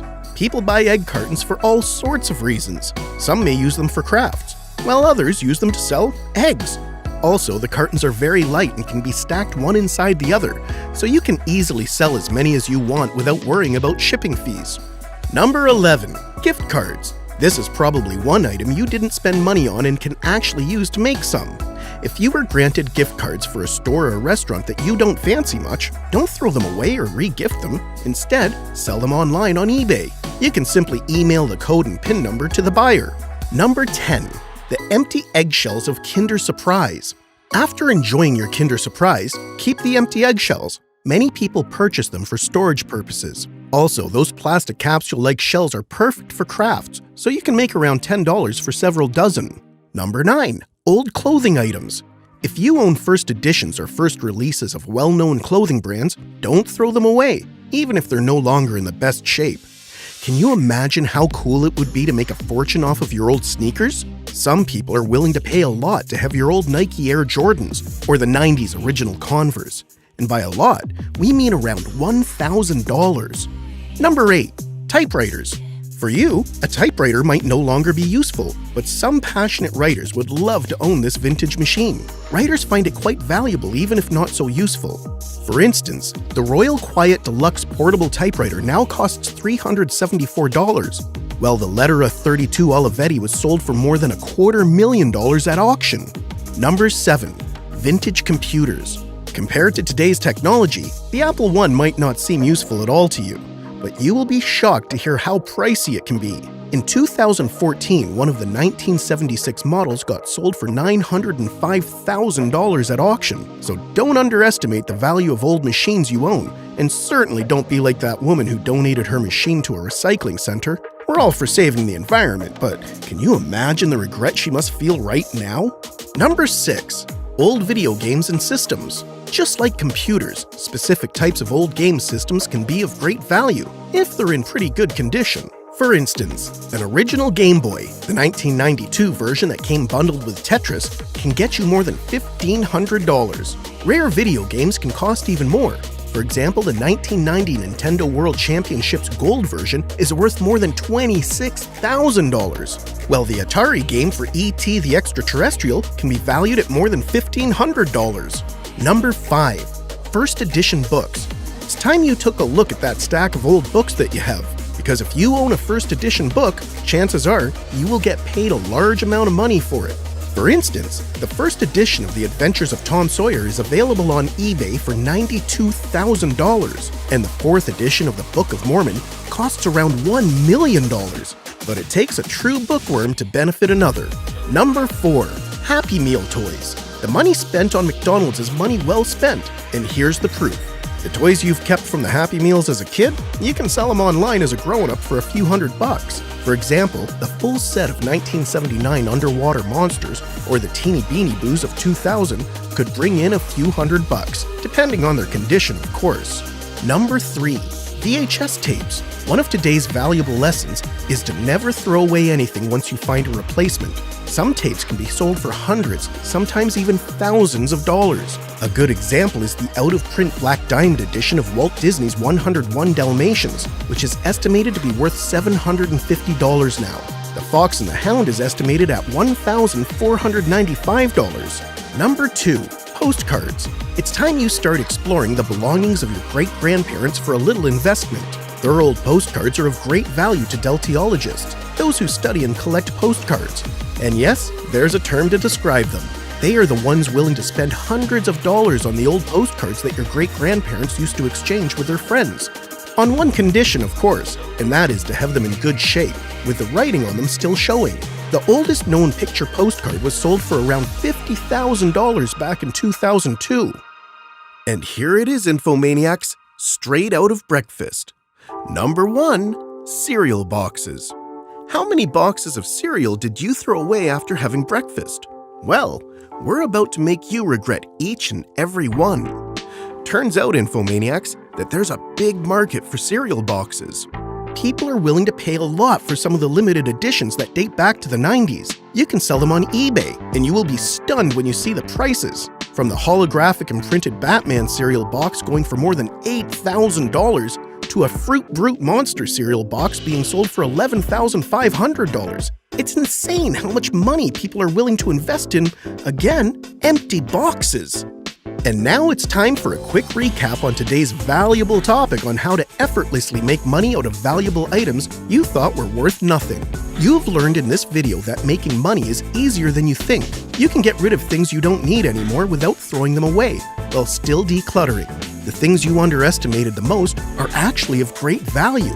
You just need to find the right consumers who would be interested in buying your old stuff. From vintage machines and video games to empty boxes and egg cartons, you can make a fortune selling your unwanted stuff. Even though some of these items may not be valuable at the moment, they will be in the near future. So if you come across a unique coin, hold on to it because someday it can make you rich and a coin collector very happy. Again, one man's trash is another man's treasure. You just have to figure out which item interests that man the most. A ticket to a remarkable sports event may be of great interest for sports enthusiasts. Writers would love to own a vintage typewriter that you no longer use, and bookworms would pay up to $1 million for a first edition book. Most importantly, we learn never to throw boxes away just because they're empty. Apparently, empty cereal boxes are now sold for thousands of dollars. Thank you, Infomaniacs, for tuning in and watching our video. If you found it interesting, make sure to subscribe to our channel, Info Junkie TV, and turn on the notification bell for more mind-blowing topics that are yet to come your way. If you've sold an item before for a fair amount of money, share with us your experience in the comments below. If you have more items in mind that you believe can be of hidden monetary value, share your wisdom with us. Stay safe, Infomaniacs, and we'll see you real soon. This is the coronavirus killer. In this video, you will know the one thing that's going to protect us all from the coronavirus. Welcome to Info Junkie TV, the place where you Infomaniacs will find answers to so many questions that come to your mind. We hope you like this new video. Remember that our aim is to always satisfy your curiosity, and that's why we are here. If you've wondered how this pandemic can end and what can possibly happen to protect the world from it, this video is for you. Wait till you know about the one and only coronavirus killer. It's going to save us from this disease that has thrown the world into a craze. There is a lot of uncertainty nowadays, and no one can imagine how long the world is going to stay in this pandemic. People are scared, and they're not sure what to do to end this. People are social distancing and self-isolating. But then what? The vaccine is the answer. While so many labs are now testing for a vaccine for coronavirus, it's important to know the origin of how this whole thing works. How can we finally find something that prevents us from getting coronavirus? Wait till we get to that part. Did you know that we can get a vaccine sooner than you think? Or later, really, depending on how optimistic you are. Experts believe that we could get a COVID-19 vaccine between a year and 2 years. Even when the vaccine gets tested and proves to be safe, effective, with no adverse negative effects, and that it actually produces antibodies, how long do you think it would take to scale?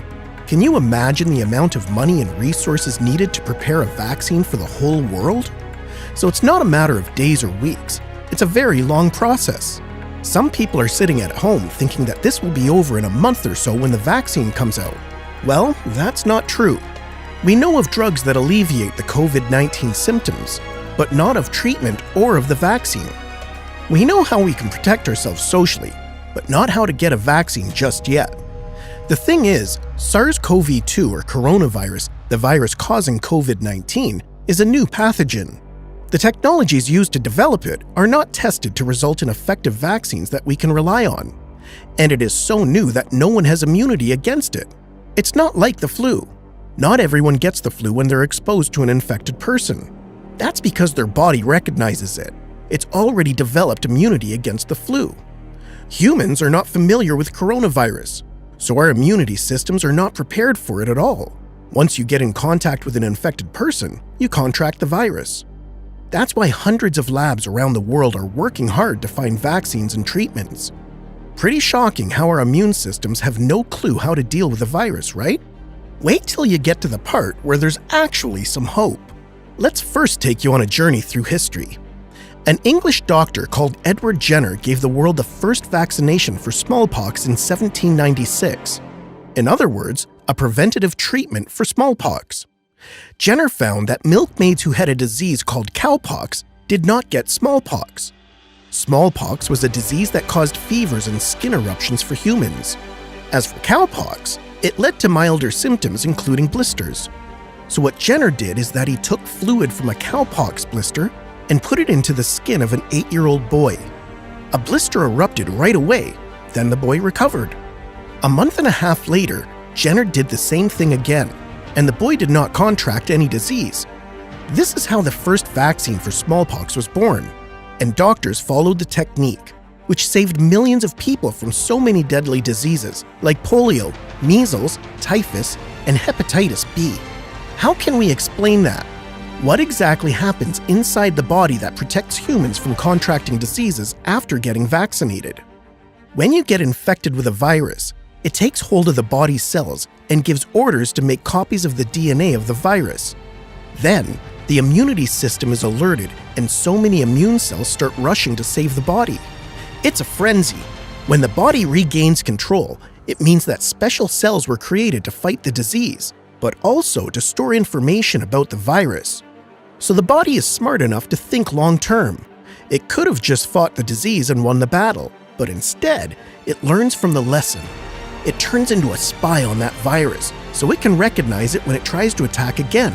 So next time, the immunity system is immediately prepared to fight the virus and protect the body. In some cases, the body can't regain control and the immunity system is unable to fight against the virus anymore.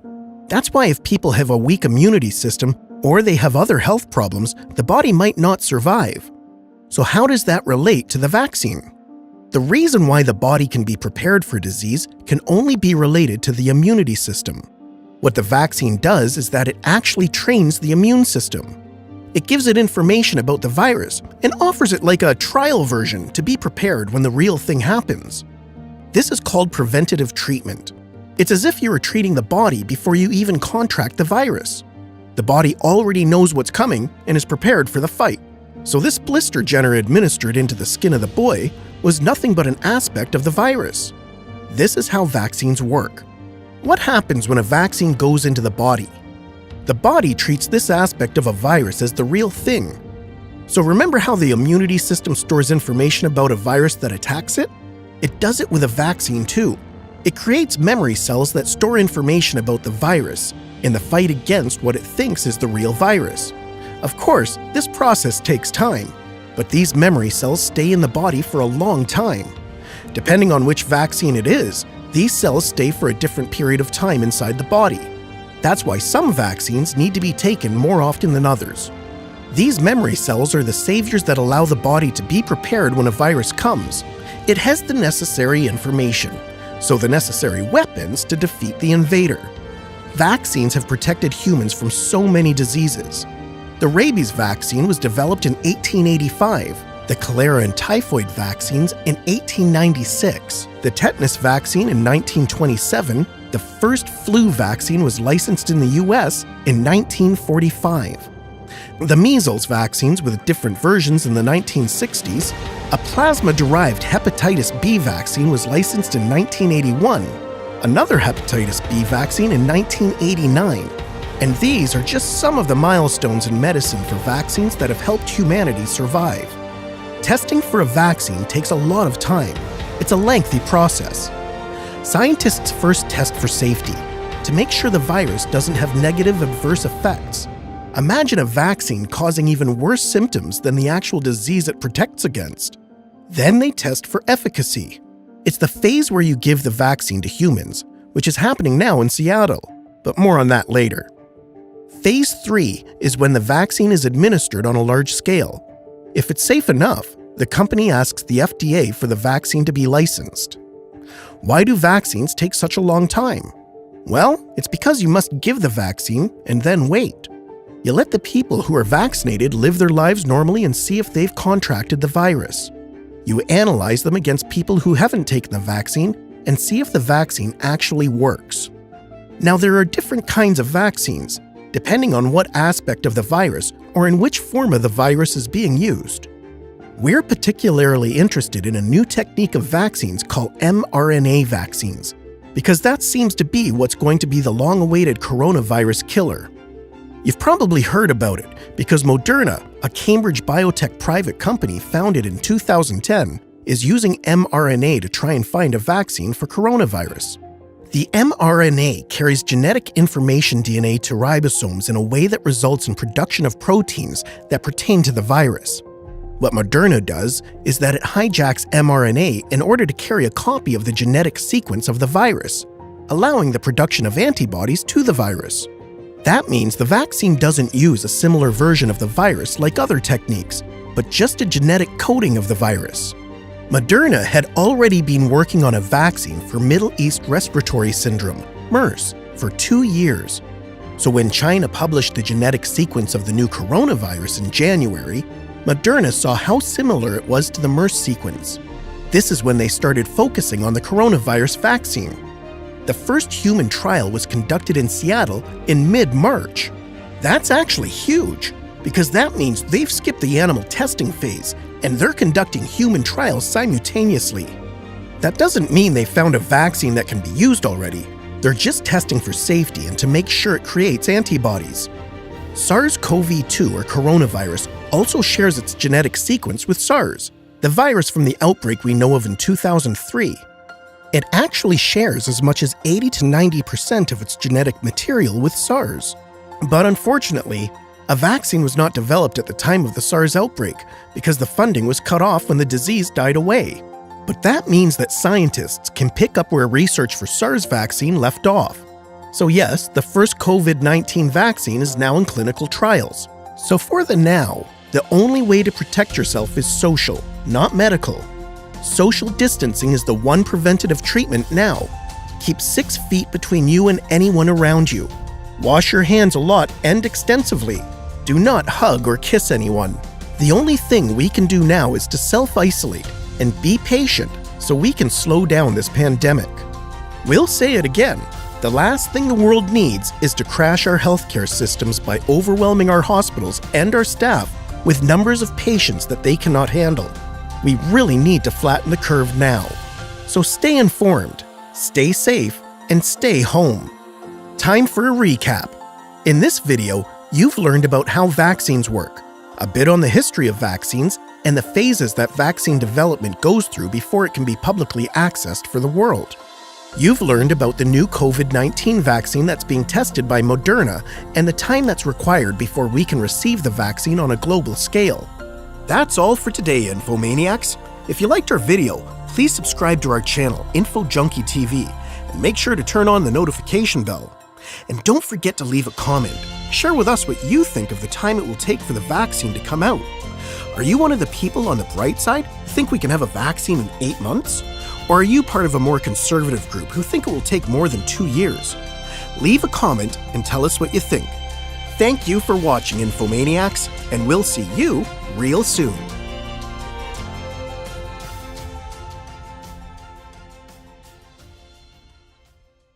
Did The Simpsons already predict the events of 2020? I think we can agree that the year of 2020 has been holistically unpredictable. There's no way anyone could have seen all of that coming, or so we thought. With everything spiraling entirely out of control with the pandemic, global shutdowns, Trump's presidency, social isolations, fears, increased anxieties among people, unemployment at an all-time high, and a heightened sense of fight or flight at all times. In this video, we'll tell you how Fox's The Simpsons so accurately predicted the most major events of 2020, as well as other past events. While it posed and set the platform of modern comedy, it manifested itself in real life. Welcome to Info Junkie TV, where you can always be sure to find informative and intriguing videos, guaranteed to keep you curious and coming back for more. Number 1. The pandemic. It seems like we've taken the content of the show as a method of pure entertainment, when it's clear it was an attempt to utilize state-of-the-art techniques to keep people informed. An example of this is the episode of Marge in Chains. That episode showed a worker in a Japanese factory coughing into a package and telling his coworker, "Please don't tell the supervisor, I have the flu." A virus broke out from Japan, much like our coronavirus. Citizens of Springfield desperately started to look for a cure for the virus that was known as Osaka flu and demanded the medical community of Springfield to provide a vaccine. Number 2. The arrival of the murder hornets. The pandemic wasn't the only close prediction of the year of 2020. In the same episode, citizens of Springfield unleashed killer bees that were inside of a truck, much like the murder hornets that landed in the United States from Asia. Multiple stings from these hornets are deadly to humans. They have also destroyed honeybees during their slaughter phase. It is a lot more pleasant on the show, but nonetheless, it is still pretty similar. Number 3. Civil riots. That same episode also featured the unfair arrest of Marge after she accidentally shoplifted and ended up going to jail for 30 days. Marge's arrest led to civil unrest and endless riots in Springfield, and it wasn't taken lightly. Now, this isn't near comparable to the injustices that have been occurring, but the result of civil unrest is rather familiar. Number 4. World War III. In Season 6, the show also predicted the possibility of World War III. In Episode 19, Lisa's Wedding, the show jumped 15 years to a time when Lisa was engaged to an Englishman named Hugh St. John Parkfield. Hugh later returns with Lisa to Springfield and goes with Homer to Moe's Tavern, where Hugh mentions saving America in World War III. A prediction we hope never comes true, especially since there's always a situation threatening World War III breaking out. Number 5. The helicopter crash and Kobe Bryant's death. It's shocking how a single episode could be embedded with so many predictions. I can't help but wonder what we could have accomplished if we had paid more attention to this cartoon. In the episode Marge in Chains, during the virus outbreak, there was a news reporter on a plane who repeatedly said, "going around and around." Fans believed it was similar to what happened to the helicopter that Kobe Bryant and his daughter were on. The link is a little weak, but fans have every right to believe that the similarities between the two incidents are pretty darn eerie. After all, a pandemic, civil unrest, and murderous hornets are basically 2020 in a nutshell. Number 6. Video chats. The episode Lisa's Wedding showed how video chatting had become a vital means of communication before it was a thing. At first, you would think that it's a pretty obvious prediction to make, just like it's easy to predict flying cars. But if you think about it, video chatting including Zoom, Skype, and Google Hangouts have become essential this year, now that the majority of us are working from home. Coincidence? We're not buying it. Number 7. JCPenney going bankrupt. In 2006, we saw The Simpsons at the mall staring at a destroyed JCPenney. 14 years later, the chain filed for bankruptcy after the pandemic hit its revenue hard and forced it to shut down stores. Number 8. The Donald Trump presidency. Lisa has become President of the United States.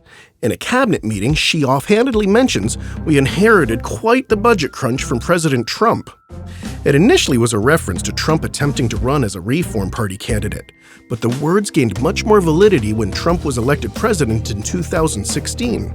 The week after the election, the recurring chalkboard gag even read, "Being right sucks." Number 9. Horse DNA in beef samples.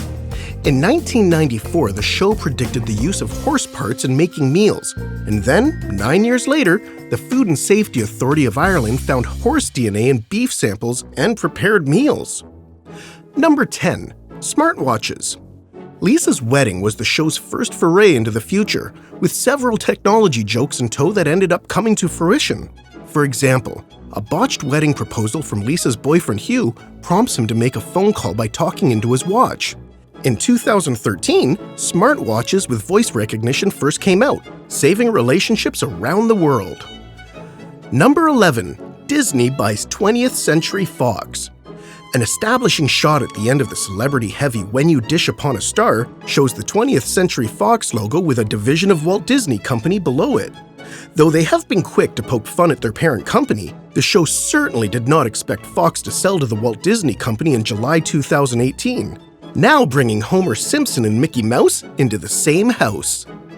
Number 12. Autocorrect. This is one of the few cases when The Simpsons not only made a prediction, but actively contributed to events. A quick gag has Bully Dolph writing the memo "Beat up Martin" on his Apple Newton. The text then translates to "Eat up Martha," a clear crack at the PDA's poor handwriting recognition. Sources say when Apple was working on the iPhone keyboard, employees knew exactly that was the part they had to nail. They would even quote "Eat up Martha" to each other to signal the feature's importance. Number 13. A three-eyed fish. In this episode from 1990, Bart catches a three-eyed fish named Blinky in the river by the power plant, which makes local headlines. More than a decade later, a three-eyed fish was discovered in a reservoir in Argentina. Strangely enough, the reservoir itself was fed by water from a nuclear power plant. Number 14. Bengt R. Holmström wins the Nobel Prize in Economics. The Simpsons is known for creating what are known as freeze-frame gags, visual references that would go nearly unnoticed without a pause button at the ready. In the season 22 premiere, Lisa and her group of friends have logged a predictions sheet for their Nobel Prize announcements. They predicted that Bengt R. Holmström would win a Nobel Prize in Economics. Number 15. Siegfried and Roy Tiger Attack. In Season 5, Episode 10, Mr. Burns decided to build a casino in Springfield, with Vegas references abounding. One came from Gunter and Ernst, a clear Siegfried and Roy copy, whose act ends in tragedy when their white tiger Anastasia attacks them. Though this is a bit more understandable given the dangers of working with wild animals, Roy Horn was also attacked 10 years after the episode aired. Number 16. FIFA's corruption scandal in the World Cup results. The Simpsons' take on the World Cup involves Homer being brought into the world of refereeing, mainly due to the FIFA organization having a shortage from massive corruption. Though he gets the temptation, he decides to call the big game fairly, leading to Germany winning the World Cup. That show preconceived that Germany did in fact win the title, and in 2015 that FIFA employees underwent arrests in alleged bribery, fraud, and money laundering. Number 17. The US beat Sweden in curling at the Olympic Games. In one of the biggest upsets of the 2018 Winter Olympics, the US curling team won gold over the favorite, Sweden. This historical win was predicted in a 2010 episode of The Simpsons called Boy Meets Curl. In the episode, Marge and Homer Simpson compete in curling at the Vancouver Olympics and beat Sweden. In real life, the US men's Olympic curling team won a gold medal after defeating Sweden, even though they were behind, which is exactly how it played out on The Simpsons. The victory is the second curling medal ever for the United States, not including Marge and Homer's, of course. Now, let's recap the events of 2020 that The Simpsons, unlike us, saw coming. One episode of The Simpsons managed to predict most of 2020's major events. The episode Margin Chains predicted the pandemic, which surprisingly happened because of one man. That same episode showed dozens of killer bees getting unleashed by citizens of Springfield, similar to the arrival of the murder hornets. That same episode where Marge got arrested witnessed civil unrest and riots in Springfield, and even a police station was set on fire by the angry citizens. One episode also opened up a discussion of the possibility of a World War III, while another episode showed JCPenney destroyed in a mall. Sounds about right. The Simpsons is a classic, and over the many years it built a reputation for making pretty accurate predictions. We believe it was inevitable for the show to make predictions of events that are eerily close to what has happened in real life. We're shocked, amazed, and will definitely take the show more seriously now. Thank you for tuning in to Info Junkie TV and watching our video. If you found it interesting, make sure to subscribe to our channel and turn on the notification bell for more mind-blowing topics that are yet to come your way. Don't forget to leave us a comment and share with us which prediction blew your mind away the most. Also, tell us if we have missed any major predictions that you would like to share with us, or theories of your own. Stay awesome, everyone, and thank you for watching.